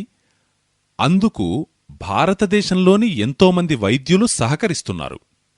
ఎందుకంటే ఈ కంపెనీలు అమ్మే మందులనే వారు తమ ప్రిస్క్రిప్షన్లో వ్రాస్తున్నారు. నేను ఎంతో మంది వైద్యులను మళ్లీ మళ్లీ అడిగాను, మీరు ఈ కంపెనీ మందులనే ఎందుకు వ్రాస్తున్నారు? ఇప్పుడొక వైద్యుడున్నాడు, చాలా ధనవంతుడు, ప్రాక్టర్ అండ్ గ్యాంబుల్ మందులనే వ్రాస్తాడు. నేను బొంబాయిలో ఈ రంగంలో ఎంతో శ్రమించాను. మరొక వైద్యుడున్నాడు, తాను ఎలిలిలి మందులనే వ్రాస్తాడు. మరొకరు శాండోజ్ మాత్రమే వ్రాస్తారు. ఇంకొకరు సీబాగేగి మాత్రమే వ్రాస్తారు. తరువాత నాకు తెలిసిందేమిటంటే వారి కమిషన్ ఫిక్స్ అయింది. ఈ తప్పుడు మాట ఉపయోగించినందుకు క్షమించండి. డాక్టర్లకు కంపెనీల నుంచి కమిషన్ ఫిక్స్ అయింది. అంటే ఏ కంపెనీ ఎక్కువ కమిషన్ ఇస్తుందో వారు ఆ కంపెనీ యొక్క ప్రిస్క్రిప్షన్ వ్రాస్తారు. అంటే దీనర్థం వారికి మీ వైద్యంతో ఏమీ సంబంధం లేదు, వారికి వారి కమిషన్ గురించే చింత. ఇక వారు కమిషన్ తిని మీకు అవసరమే లేని మందులను కూడా వ్రాస్తారు. అనవసరమైన మందుల్ని. సాధారణంగా మీరు చూస్తూ ఉంటారు, డాక్టర్లు 18-20 మందులను వ్రాస్తారు. 4 ఉదయం, 4 మధ్యాహ్నం, 4 సాయంత్రం, 4 రాత్రికి. అదేదో కూరగాయలు తిన్నట్లుగా మందులు మింగమంటుంటారు. పైగా వారు మరే కూరగాయలు తినవలసిన అవసరం లేదు, కేవలం మందులు తింటే చాలు అంటారు. విటమిన్ బి కోసము మందులు మింగండి, విటమిన్ సి కోసము మందులు మింగండి, విటమిన్ ఏ కోసము మందులు మింగండి, ఇంకా మందుల కంటే ఎక్కువగా ఇంజెక్షన్లు తీసుకోండి. ఇంకా ఇప్పుడు ఎన్నెన్ని రకాలుగా తయారు చేశారో చెప్పలేము. అంటే ప్రకృతి సిద్ధమైన పదార్థాలను సేవించకుండా ఈ మందుల వలలో చిక్కితే ఆ కంపెనీలకు ఎక్కువగా మందులముడుబోతాయి, దానితో వీళ్లకి మరింతగా కమిషన్ లభిస్తుంది. ఇలా దేశమంతా జరుగుతూ ఉంది. ఒకచోట ఎక్కువ, మరోచోట తక్కువ. నేను వినయపూర్వకంగా మీకు తెలియజేస్తున్నాను, ఏ వైద్యుణ్ణైతే మీరు భగవంతునిగా భావిస్తారో, డబ్బులు కూడా ఇస్తారో, ఫీజు కూడా చెల్లిస్తారో, ఆ వైద్యుడు మీకు మందులిచ్చేది మాత్రం కమిషన్ మీద ఆధారపడి. ఎక్కువ కమిషన్ వస్తేనే ఆ మందులు వ్రాయడం, లేకపోతే వ్రాయకపోవడం. ఇక భారత ప్రభుత్వం ఈ కమిషన్లు బొక్కడాన్ని ఆపడంలో పూర్తిగా విఫలమైంది. ఇక మెడికల్ కౌన్సిల్ ఆఫ్ ఇండియా దగ్గర ఈ డాక్టర్లు కమిషన్ తినడాన్ని అరికట్టడానికి ఏ పథకమూ లేదు. డాక్టర్లు ఏ ప్రతిజ్ఞ చేసి బయటికి వస్తారో అందుకు పూర్తిగా విరుద్ధంగా వారు తమ జీవితాల్లో ప్రవర్తిస్తూ ఉంటారు. వారిచేత ఒక ప్రతిజ్ఞ చేయిస్తారు. ఆ ప్రతిజ్ఞ చేసి వారు బయటికి వెళతారు. అందులో చాలా గొప్ప విషయాలుంటాయి, కాని వారి జీవితాలు మాత్రం అందుకు పూర్తిగా విరుద్ధంగా ఉంటాయి. కనుక ఈ విషయాలన్నీ దృష్టిలో ఉంచుకుని నాకనిపించింది, వాగ్భటుడు చెప్పే విధంగా 85% చికిత్స ప్రతి వ్యక్తి తనకు తానుగా చేసుకోవచ్చు, కేవలం 15% అంశానికి మాత్రమే ప్రత్యేక పరిజ్ఞానమున్న వ్యక్తుల అవసరముంటుంది అన్నప్పుడు నాకనిపించింది, ఆ 85% ఏదైతే ఉందో అదైతే తెలుసుకోవాలి కదా. అది తెలుసుకోవడానికి 5-6 ఏళ్లు శ్రమించి వాటిలో నుంచి కొన్ని సూత్రాలను వెలికితీశాను. వాగ్భటుని సూత్రాలు 7000. అన్ని సూత్రాలపైన మాట్లాడితే కనీసం 1 నెల, నెలన్నర పడుతుంది. అది కూడా రోజుకు 3 గంటలు మాట్లాడితే. దానితో నేనాలోచించాను, అంత సమయం ఎవరి దగ్గర లేదు, బహుశా నా దగ్గర కూడా లేదు. కనుక వీటి నుండి చాలా ముఖ్యమైన సూత్రాలేవైతే ఉన్నాయో వాటిని తీసుకుందాం. ఈ విషయంలో నేనింతకుముందు మీకు తెలియజేసిన హార్డీకర్ గారి సహకారం నేను తీసుకున్నాను. అలాగే హార్డీకర్ గారి స్థాయిలోని ఎంతోమంది వైద్యుల సహకారాన్ని నేను పొందాను. నేను వారినడిగాను, మీరు నాకు చెప్పండి, ఈ సూత్రము, ఈ సూత్రము, ఈ సూత్రము, ఈ సూత్రము, ఇవన్నీ అత్యవసరాలు. ఇవి లేకుండా మానవుని జీవితమే గడవదు. అటువంటి సూత్రాలేవో ముందు నాకు చెప్పండి. వారవి సూచించడం మొదలుపెట్టారు. దానితో ఆ సంఖ్య 7000 నుంచి 3000కు తగ్గింది. మళ్లీ దానిలో నేనడిగాను. తరువాత 3000 నుంచి 1000కి వచ్చారు. 1000 నుంచి 500కు వచ్చారు. 500 నుంచి చివరికి 50కి వచ్చారు. ఆ 50 తరువాత కూడా వారన్నారు, నువ్వు ఈ 50 చెప్పలేకపోయినా కనీసం ఈ 15 చెప్పు చాలు. నేనెలాగూ మీకు 50 చెబుతాను, ఎందుకంటే నాకు ఇంకా 5-6 రోజుల సమయముంది. అయితే ఆ 50లోనూ ఆ 15 ఏవైతే ఉన్నాయో అవి అత్యంత ప్రధానమైనవి. వాగ్భటులే స్వయంగా అంగీకరిస్తారు.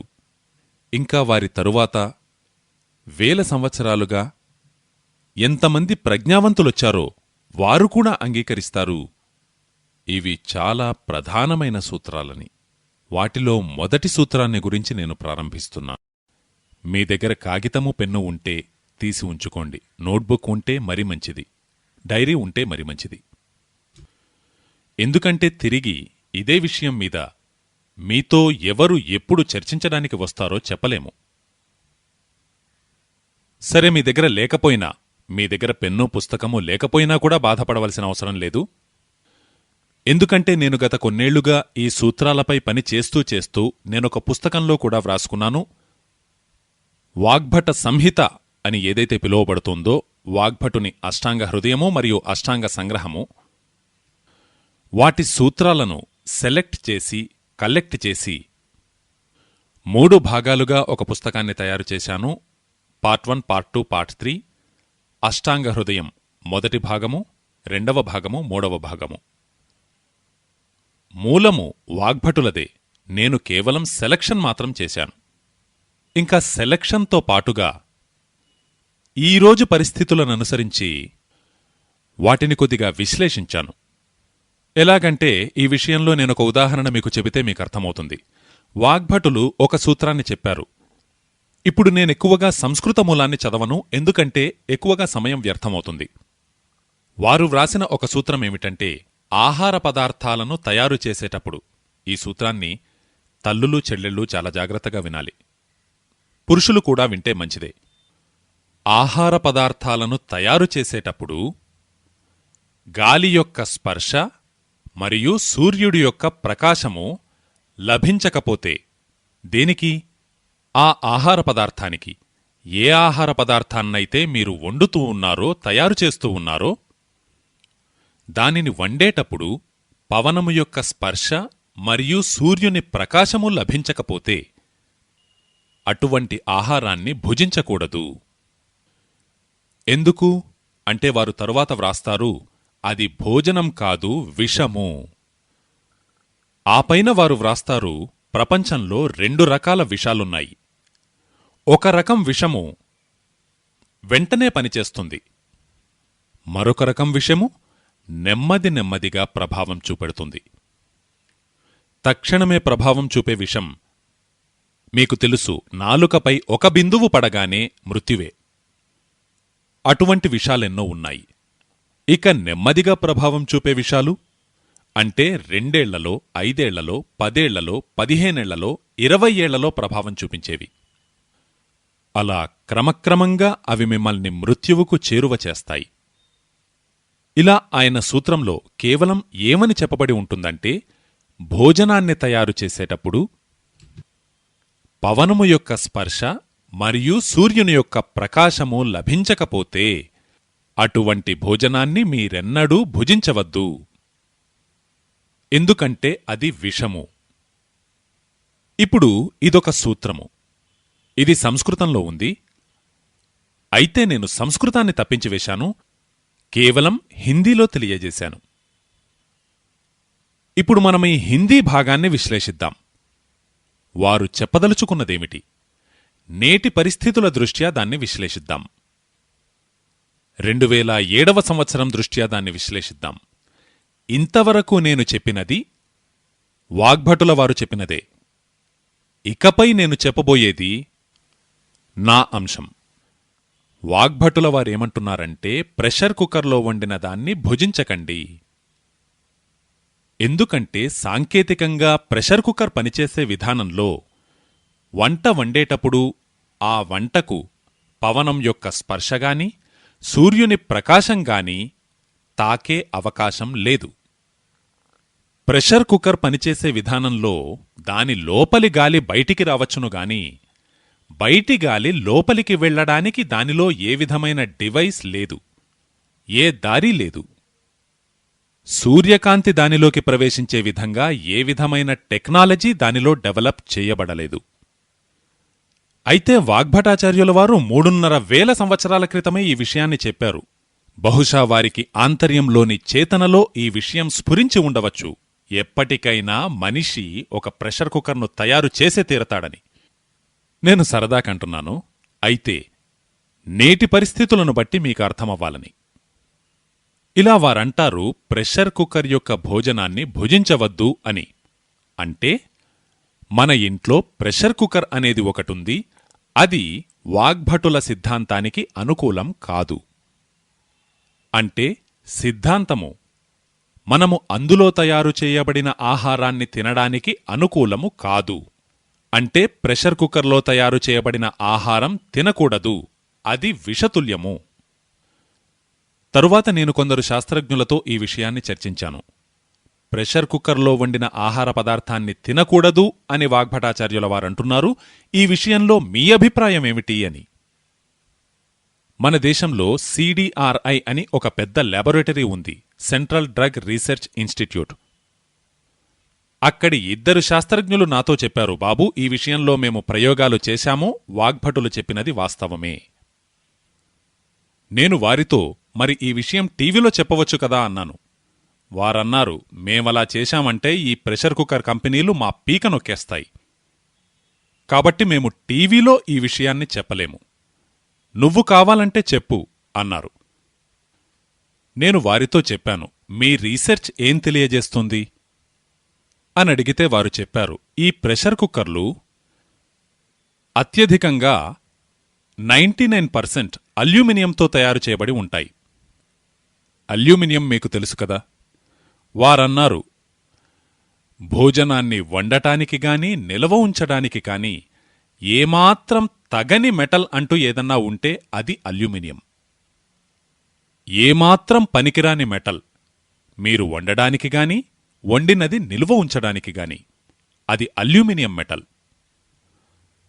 ఆ 2 శాస్త్రజ్ఞులు, వారు తమ పేరు చెప్పవద్దన్నారు గనుక నేను చెప్పట్లేదు, వారిద్దరూ చెప్పారు, మా 18 సంవత్సరాల రీసెర్చ్లో మాకు తెలిసినదేమిటంటే, మీరు అల్యూమినియం ప్రెషర్ కుక్కర్లో తయారు చేయబడిన ఆహార పదార్థాల్ని మళ్లీ మళ్లీ తింటూ ఉంటే మీకు గ్యారంటీగా డయాబెటీస్ వస్తుంది, ఆర్థరైటిస్ వస్తుంది, బ్రొంకైటిస్ కూడా వచ్చే అవకాశం ఉంది, అన్నిటికంటే ఎక్కువగా టీబీ వచ్చే అవకాశం ఉంది.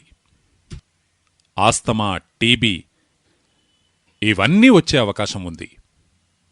నేను వారిని అడిగాను, మీరు ఇప్పటివరకు ఎన్ని వ్యాధులను పరీక్షించారు? వారన్నారు, ప్రెషర్ కుక్కర్లో వండబడిన ఆహారాన్ని తినడం వల్ల మాత్రమే కలిగే 48 వ్యాధులను గురించి మేం పరిశీలించాం. మరియు ఈ 2 రీసెర్చ్ చేసిన వాళ్ళు అత్యధికంగా వీరు రీసెర్చ్ చేసినది జైళ్లలో. మన జైళ్లున్నాయి కదా, అక్కడ ఖైదీలందరికీ అల్యూమినియం పాత్రలలోనే భోజనం పెడతారు, మీకు తెలుసు.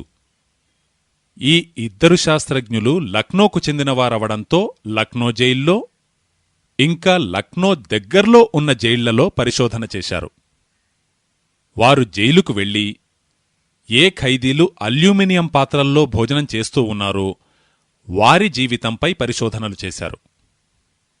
వారు తెలియజేశారు, దానివల్ల ఆయుఃప్రమాణం తగ్గిపోతుంది, జీవితంలో శక్తి తగ్గిపోతుంది, రోగనిరోధక శక్తి తగ్గిపోతుంది, వారు చాలా వేగంగా రోగాల బారిన పడతారు. ఆ తరువాత నేను దీనికి మరొక పనిని జోడించాను. ఆ శాస్త్రజ్ఞుల నుంచి రిపోర్టు తీసుకున్న తరువాత నేనడిగాను, అసలు ఈ అల్యూమినియం అనేది ఎప్పటినుంచి మొదలయ్యిందో ఆ విషయాన్ని కనుక్కోండి అని. ఎందుకంటే ఇది చాలా పూర్వకాలం నుంచి ఉన్నది కాదు.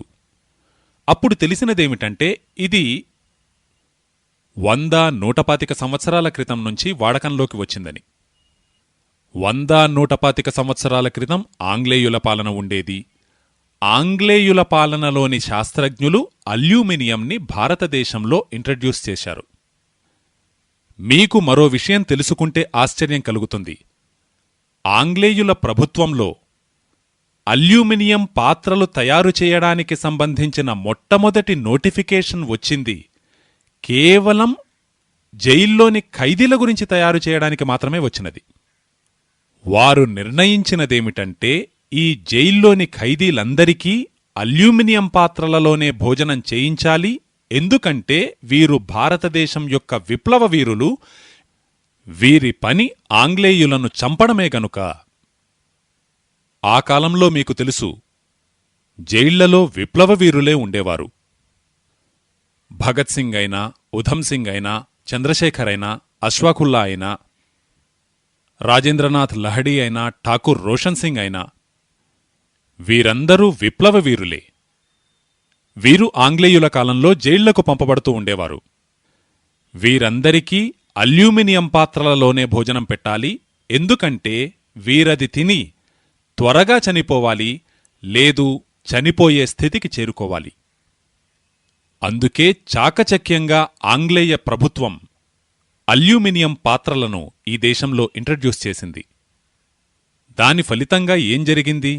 ఆంగ్లేయులైతే వెళ్ళిపోయారు గాని ఈరోజుకీ జైళ్లలో అల్యూమినియం పాత్రలలోనే భోజనం పెట్టాలి అన్న నియమం మాత్రం కొనసాగించబడుతూ ఉంది.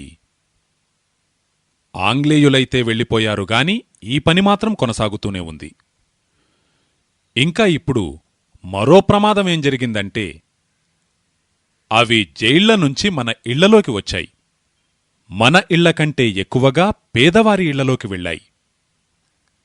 పేదల ఇళ్లలో భోజనం ఎక్కువగా అల్యూమినియం పాత్రలలోనే వండబడుతూ ఉంది. పాపమా నిర్భాగ్యులు తెలియనితనంతో ట్యూబర్క్యులోసిస్ మరియు ఆస్తమా వంటి వ్యాధుల బారిన పడుతున్నారు. ఇలా వాగ్భటుల సూత్రం మాత్రం ఎంతో సరళం, సింపుల్గా ఉంటుంది. ఆహార పదార్థాన్ని వండేటప్పుడు పవనం యొక్క స్పర్శ, సూర్యుని యొక్క కాంతి తప్పకుండా తగలాలి. అలా కాకుండా వండబడిన ఆహార పదార్థాలను ఎప్పటికీ భుజించకూడదు. ఈ సూత్రానికి ఉదాహరణగా నేను మీకు తెలియజేశాను, ప్రెషర్ కుక్కర్లో వండబడిన ఆహారాన్ని భుజించకూడదు. ఎందుకంటే అది విషం. అలాగే మన చాలా క్రానిక్ రెఫ్రిజిరేటర్. రెఫ్రిజిరేటర్ కూడా ఎటువంటి వస్తువంటే, ఎటువంటి డివైజ్ అంటే, ఎటువంటి టెక్నాలజీ అంటే, అందులోకి సూర్యకాంతి ప్రవేశించదు, పవనం యొక్క స్పర్శ కూడా కలగదు. అలాగే మన ఇంట్లో మరో మూడో వస్తువుంది, మైక్రోవేవ్ ఓవెన్.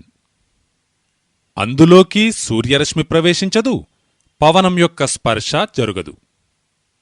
అంటే దీనర్థం సూటిగా చెప్పాలంటే, ఆధునిక సాంకేతిక పరిజ్ఞానంతో తయారు చేయబడిన వస్తువుల్లో గత 15-20 ఏళ్లలో మన ఇళ్లలోకి ప్రవేశించిన వస్తువుల్లో వాగ్భటులననుసరించి వాటిలో ఉంచబడిన ఆహార పదార్థాలు విషము, కనుక వాటిని భుజించకూడదు. మీరంటారు, మేమవి ఉంచుకోక తప్పదు. మేము ప్రెషర్ కుక్కర్ను వదిలిపెట్టలేము, మేము రిఫ్రిజిరేటర్ను వదిలిపెట్టలేము, మేము మైక్రోవేవ్ ఓవెన్ను వదిలిపెట్టలేము. ఎందుకంటే వీటి వల్ల వంటకు పట్టే సమయం ఆదా అవుతుంది. నేను ఎంతోమంది తల్లులతో, చెల్లెళ్లతో మాట్లాడి చూశాను. వారంటారు, కుక్కర్లో వంట చేయడం వల్ల సమయం ఆదా అవుతుంది అని. అప్పుడు నేను వారిని అడిగాను, సరే, సమయం ఆదా అవుతుంది. అలా ఆదా అయిన సమయాన్ని మీరెందుకు ఉపయోగిస్తున్నారు?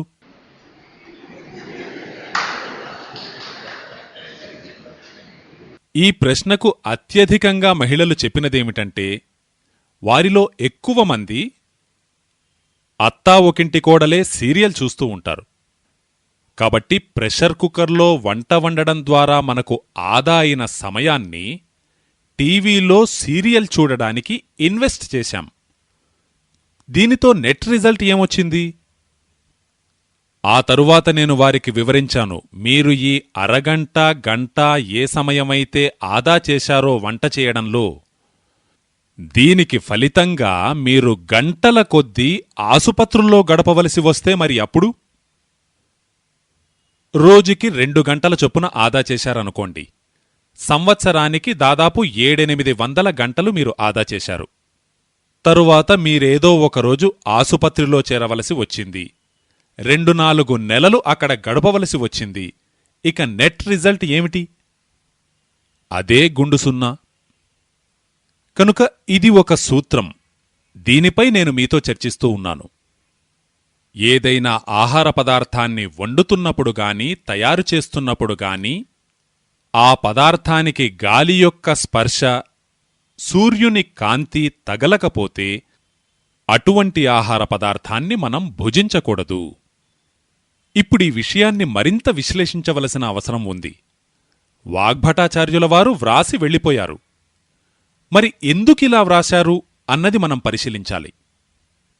ఈ విషయంలో అవసరమైతే మనం ఆధునిక విజ్ఞాన శాస్త్రం యొక్క సహకారం కూడా తీసుకోవాలి.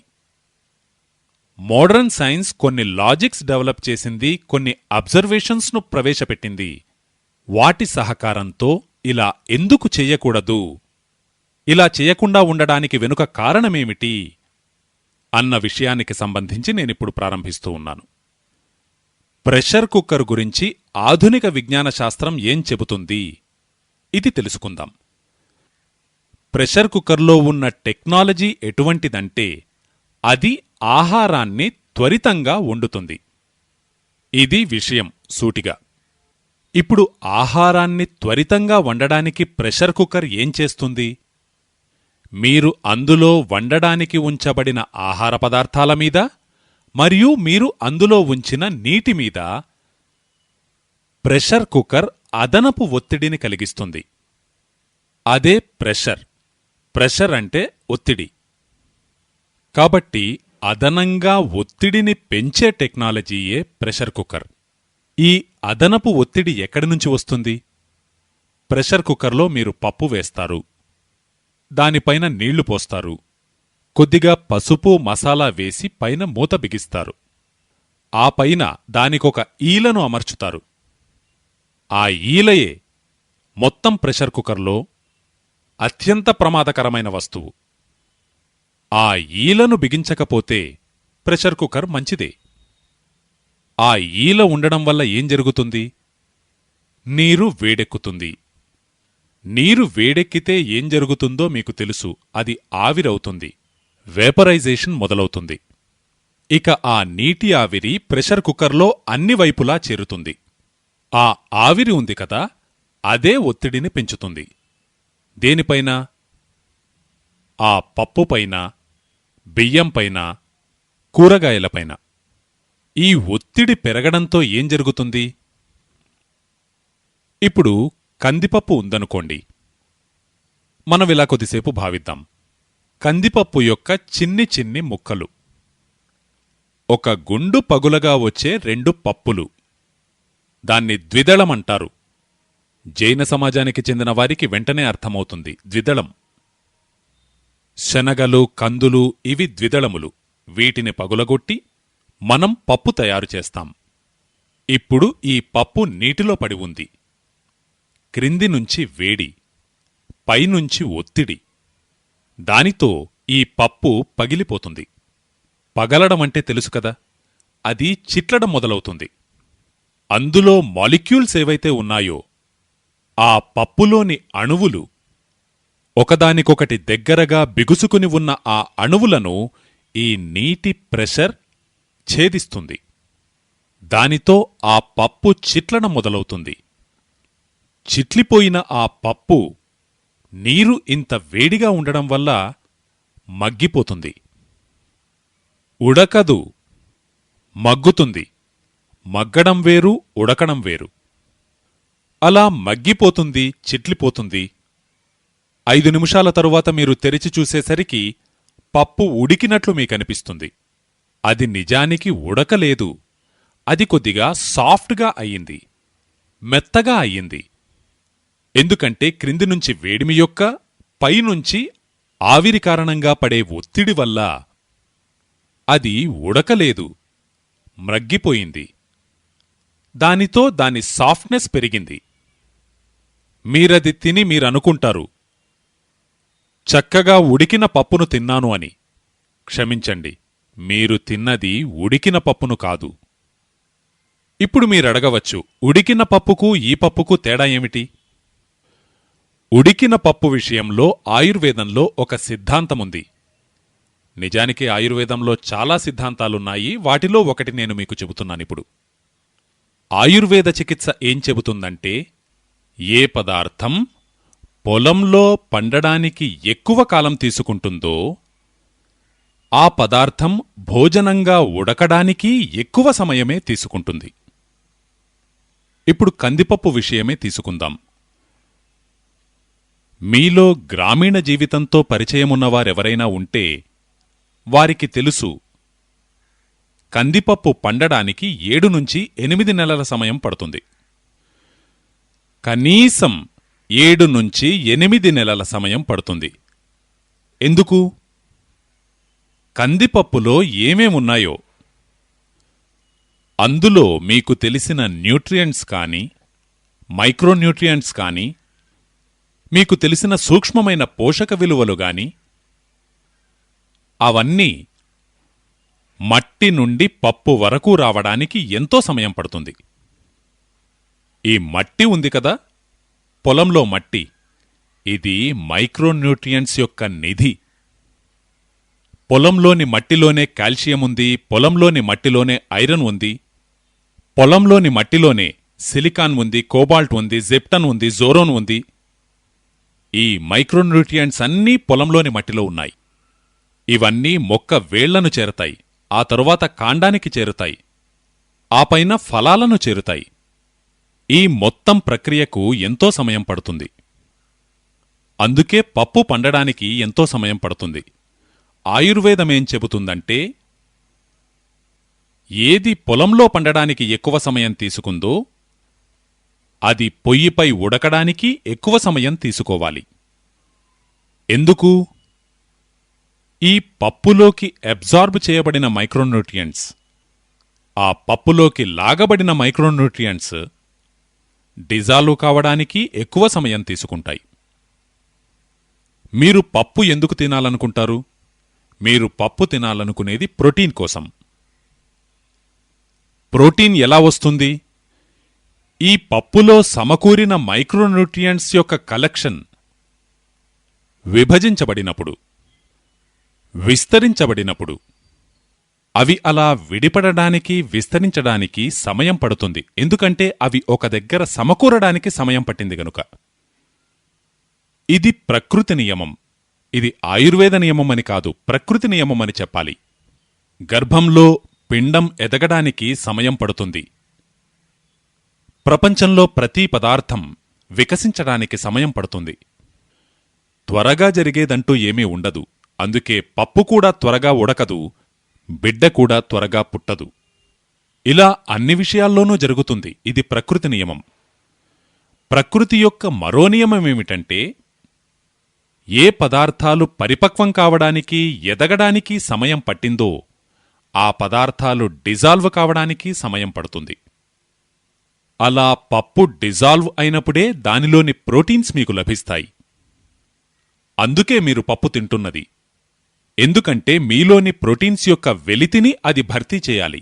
మీకు కొన్ని విటమిన్స్ కావాలి, మీకు కొన్ని ప్రోటీన్స్ కావాలి, అలాగే ఇతరములైన పోషక విలువలు మీకు కావాలి. ఆయుర్వేదం యొక్క నియమం సూటిగా ఇదే. పప్పు పండడానికి ఎక్కువ సమయం తీసుకున్నప్పుడు అది ఉడకడానికి ఎక్కువ సమయమే తీసుకోవాలి. ఇప్పుడు నాకర్థమవుతోంది, మన పూర్వీకులు, మన పెద్దలు ఎంత గొప్ప శాస్త్రజ్ఞులో. నేనొకసారి పూరీ జగన్నాథం వెళ్ళాను. మీరు వెళ్ళే ఉంటారు. అక్కడ భగవంతుని ప్రసాదాన్ని ప్రెషర్ కుక్కర్లో తయారు చేయరు. మీకు తెలుసు, వారు కావాలంటే ప్రెషర్ కుక్కర్ని ఉపయోగించగలరు. ఎందుకంటే జగన్నాథ మందిరం వద్ద కోట్ల కొలది డబ్బుంది. నేనక్కడి పీఠాధిపతిని అడిగాను, మీ దగ్గర ఈ ప్రసాదం, అక్కడ ప్రసాదంగా అన్నమూ పప్పు దొరుకుతుంది, మీరీ ప్రసాదాన్ని మట్టి పాత్రలోనే ఎందుకు చేస్తారు? మీలో పూరీ జగన్నాథం ఎవరైనా వెళ్ళి ఉంటే మీకు తెలుసు, అక్కడ ఒక మట్టి పాత్రలో అన్నమిస్తారు, మరో మట్టి పాత్రలో పప్పు పెడతారు, లేదు కిచిడి ఇస్తారు. ఇలా నేనక్కడ పీఠాధిపతిని, మీరీ మట్టి పాత్రలోనే ఎందుకు తయారు చేస్తారు అని అడిగితే వారు ఒకటే మాట చెప్పారు, మట్టి పవిత్రమైనది. నిజమే, మట్టి పవిత్రమైనదే, మనందరికీ తెలుసు. అయితే అక్కడి పీఠాధిపతి ఏదైతే చెప్పలేకపోయారో అది నేను మీకు చెబుతున్నాను. మట్టి కేవలం పవిత్రమైనదే కాదు, మట్టి అన్నిటినీ మించి వైజ్ఞానికమైనది. మన శరీరం తయారైంది మట్టితోటే. మట్టిలో ఉన్నదంతా మన శరీరంలో ఉంది, మన శరీరంలో ఉన్నదంతా మట్టిలో ఉంది. మనం చనిపోయిన తరువాత ఈ శరీరాన్ని తగులబెడితే 20 గ్రాముల మట్టిగా మారుతుంది మొత్తం శరీరం. 70 కిలోల దేహం, 80 కిలోల దేహం కేవలం 20 గ్రాముల మట్టిగా మారుతుంది. దాన్నే బూడిద అంటారు. ఈ బూడిదపై నేనొక లాబొరేటరీలో పరిశోధన చేయించి చూస్తే దాని నుండి కాల్షియం వస్తుంది, ఫాస్ఫరస్ వస్తుంది, ఐరన్ వస్తుంది, జింక్ వస్తుంది, సల్ఫర్ వస్తుంది, 18 రకాల మైక్రోన్యూట్రియంట్స్ దొరుకుతాయి చనిపోయిన వ్యక్తి బూడిదలో. ఈ మైక్రోన్యూట్రియంట్స్ అన్నీ మట్టిలో ఉన్నవే. ఈ 18 మైక్రోన్యూట్రియంట్సే మట్టిలో ఉన్నాయి. ఈ 18 మైక్రోన్యూట్రియంట్స్ తోటే తిరిగి మట్టిలో కలిసిపోయే ఈ శరీరం తయారవుతుంది. కనుక ఆ పీఠాధిపతి మట్టి చాలా పవిత్రమైనది అన్న మాట ఏదైతే ఉందో అది ఎంతో శాస్త్రీయమైన స్టేట్మెంట్. అయితే ఆయన ఆ విషయాన్ని ఎక్స్ప్లెయిన్ చేయలేరు అంతే. ఎందుకు ఎక్స్ప్లెయిన్ చేయలేరు? ఎందుకంటే ఆయన ఆధునిక విజ్ఞాన శాస్త్రాన్ని చదవలేదు, లేదు ఆయనకు తెలియదు. అయినా ఆధునిక విజ్ఞాన శాస్త్రం యొక్క రిజల్ట్ ఆయనకి తెలుసు. పవిత్రత రిజల్ట్ తెలుసు, కానీ విశ్లేషించడం తెలియదు. అది మాలాంటి మూర్ఖులకు తెలుసు. నేను ఆ పీఠాధిపతితో పోల్చుకున్నప్పుడు నన్ను నేను మూర్ఖుడిగానే భావిస్తాను. ఎందుకు? నేనీ విషయం తెలుసుకోవడానికి 3 నెలలు పరిశోధన చేయవలసి వచ్చింది. ఆయన కేవలం 3 నిమిషాల్లో చెప్పారు మట్టి పవిత్రమైనది అని. కనుక మట్టికి ఈ పవిత్రత అందులోని మైక్రోన్యూట్రియంట్స్ యొక్క కెపాసిటీ మరియు కేపబిలిటీ వల్ల కలిగింది. మట్టి నుంచే పప్పు వచ్చింది. ఆ పప్పును ఉడకబెట్టాలి. కనుక ఆ పీఠాధిపతి అంటారు, మేము పప్పును పవిత్రమైన మట్టి పాత్రలోనే ఉడకబెడతాము, ఎందుకంటే భగవంతునికి పవిత్రమైన పదార్థాన్నే నైవేద్యంగా సమర్పించాలి. అపవిత్రమైన పదార్థాన్ని భగవంతునికి నివేదించకూడదు. సరే, నేనా పప్పును తీసుకువచ్చాను. భువనేశ్వర్ తీసుకువెళ్లాను. పూరీ నుంచి భువనేశ్వర్. భువనేశ్వర్లో సిఎస్ఐఆర్ యొక్క లెబొరేటరీ ఒకటుంది. Council of science in industrial research యొక్క లాబొరేటరీ. దాన్ని రీజనల్ రీసెర్చ్ లాబొరేటరీ అని పిలుస్తారు. అక్కడికి ఆ పప్పును తీసుకువెళ్లి అక్కడి శాస్త్రజ్ఞులు కొందరికి చూపించాను. వారన్నారు, ఇది పూరీ పప్పు కదా అని. నేనన్నాను, అవును, మీరు ఈ పప్పును పరిశోధించాలి అని వారిని అడిగాను. వారన్నారు, బాబు చాలా కష్టం, 6 నుంచి 8 నెలల వరకు సమయం పట్టచ్చు అంటే, సరే పర్వాలేదు చేయండి అన్నాను నేను. అప్పుడు వారన్నారు, మా దగ్గర ఇందుకు తగిన ఇన్స్ట్రుమెంట్స్ పూర్తిగా లేవు, ఇందుకు కావలసిన ఎక్విప్మెంట్ మా దగ్గర లేదు, కాబట్టి మీరు దీనిని ఢిల్లీ తీసుకువెళ్లి పరిశోధన చేయిస్తే మంచిది అన్నారు వారు. మరి దీన్ని ఢిల్లీ తీసుకువెళ్లే లోపల ఇది పాడైపోతుందేమో కదా అంటే వారన్నారు, పాడు కాదు, ఎందుకంటే ఇది మట్టి పాత్రలో తయారైంది గనుక. నాకు మొట్టమొదటిసారి అర్థమైంది మట్టి పాత్రలో తయారైన పదార్థం పాడు కాదు అని.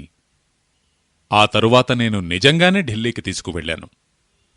భువనేశ్వర్ నుంచి ఢిల్లీకి వెళ్లడానికి మీకు తెలుసు దాదాపు 36 గంటలకు పైగా సమయం పడుతుంది. ఢిల్లీలో ఇచ్చాను. కొందరు శాస్త్రజ్ఞులు దానిపై పనిచేశారు.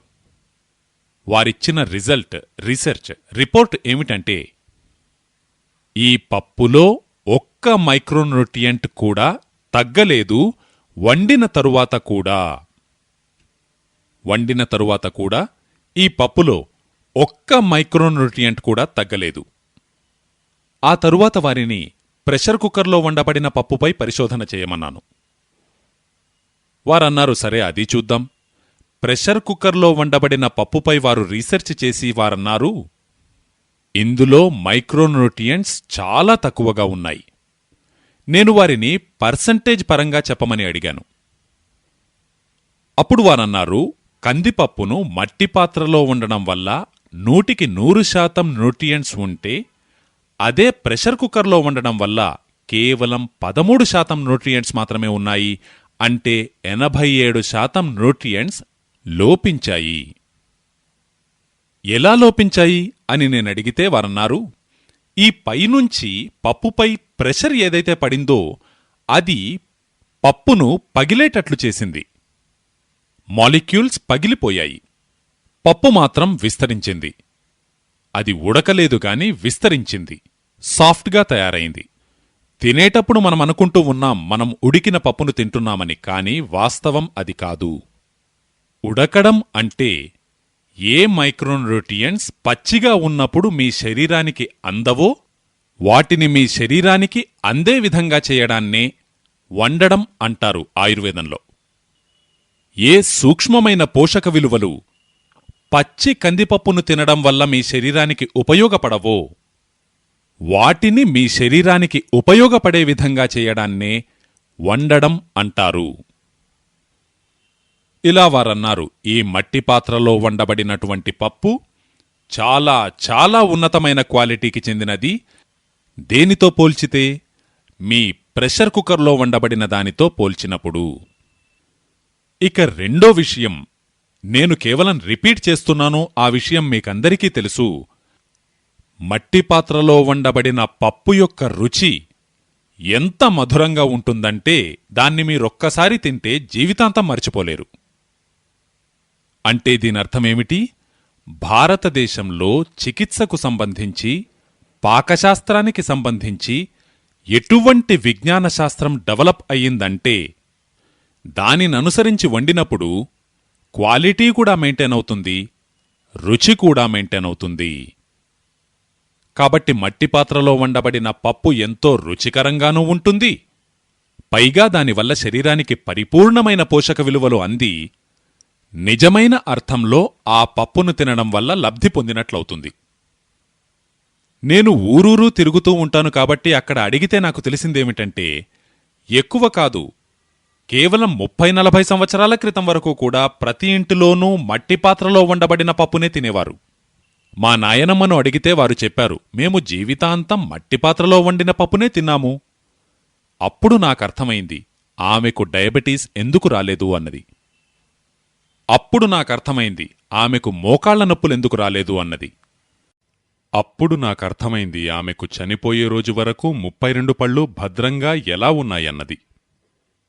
ఎందుకంటే మేము ఆమె అంతిమక్రియలు చేశాము. ఆ తరువాత రోజు బూడిద తీసుకురావడానికి వెళ్ళినప్పుడు అక్కడ 32కు 32 పళ్ళు అలాగే ఉన్నాయి. అప్పుడు నాకర్థమైంది 94 ఏళ్ల వయసు వరకు కూడా ఆమెకు కళ్లద్దాలెందుకు రాలేదని. ఇంకా జీవితంలో చివరి రోజు వరకు తన బట్టలు తనే ఉతుక్కుని వెళ్ళింది. ఇదే కారణం.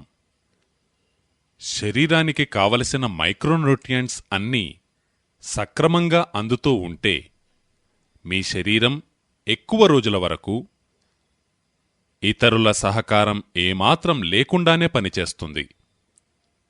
ఆమె మట్టి పాత్రలో వండిన పప్పు వల్ల మైక్రోన్యూట్రియంట్స్ పూర్తిగా పొందగలిగింది.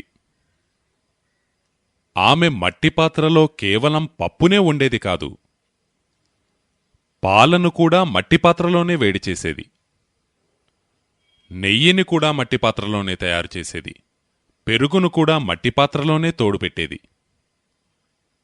అప్పుడు నాకర్థమైంది వేల సంవత్సరాలుగా ఈ దేశంలో మట్టి పాత్రలనే ఎందుకు వాడుతున్నారన్నది. అల్యూమినియం మనం కూడా తయారు చేసి ఉండవచ్చు. కాబట్టి మీతో చెబుతున్న విషయమేమిటంటే, భారతదేశం కూడా 2000 సంవత్సరాల క్రితం, 5000 సంవత్సరాల క్రితం అల్యూమినియంను తయారు చేయగలిగి ఉండేది. ఎందుకంటే అల్యూమినియం యొక్క రా మెటీరియల్ ఈ దేశంలో సంపూర్ణంగా లభిస్తుంది. బాక్సైట్. భారతదేశంలో బాక్సైట్ యొక్క నిధులు పుష్కలంగా ఉన్నాయి. కర్ణాటక చాలా పెద్ద భాండాగారం, తమిళనాడు, ఆంధ్రప్రదేశ్ బాక్సైట్కు పెద్ద భాండాగారాలు. మనమూ తయారు చేసి ఉండవచ్చు. బాక్సైట్ ఉంటే అల్యూమినియం తయారు చేయడం పెద్ద కష్టమైన పనేం కాదు. అయినా మనం తయారు చేయలేదు, ఎందుకంటే దాని అవసరం మనకు లేదు కనుక. మనకు మట్టి పాత్ర అవసరం ఉంది, అందుకే మనం మట్టి పాత్రలను తయారు చేశాం. ఆ మట్టి పాత్రపైనే అన్ని రీసెర్చ్లు, ఎక్స్పెరిమెంట్లు చేశాం. అందుకే కుమ్మరుల పెద్ద సమూహం ఈ దేశంలో తయారు చేయబడింది. బాబూ, మీరు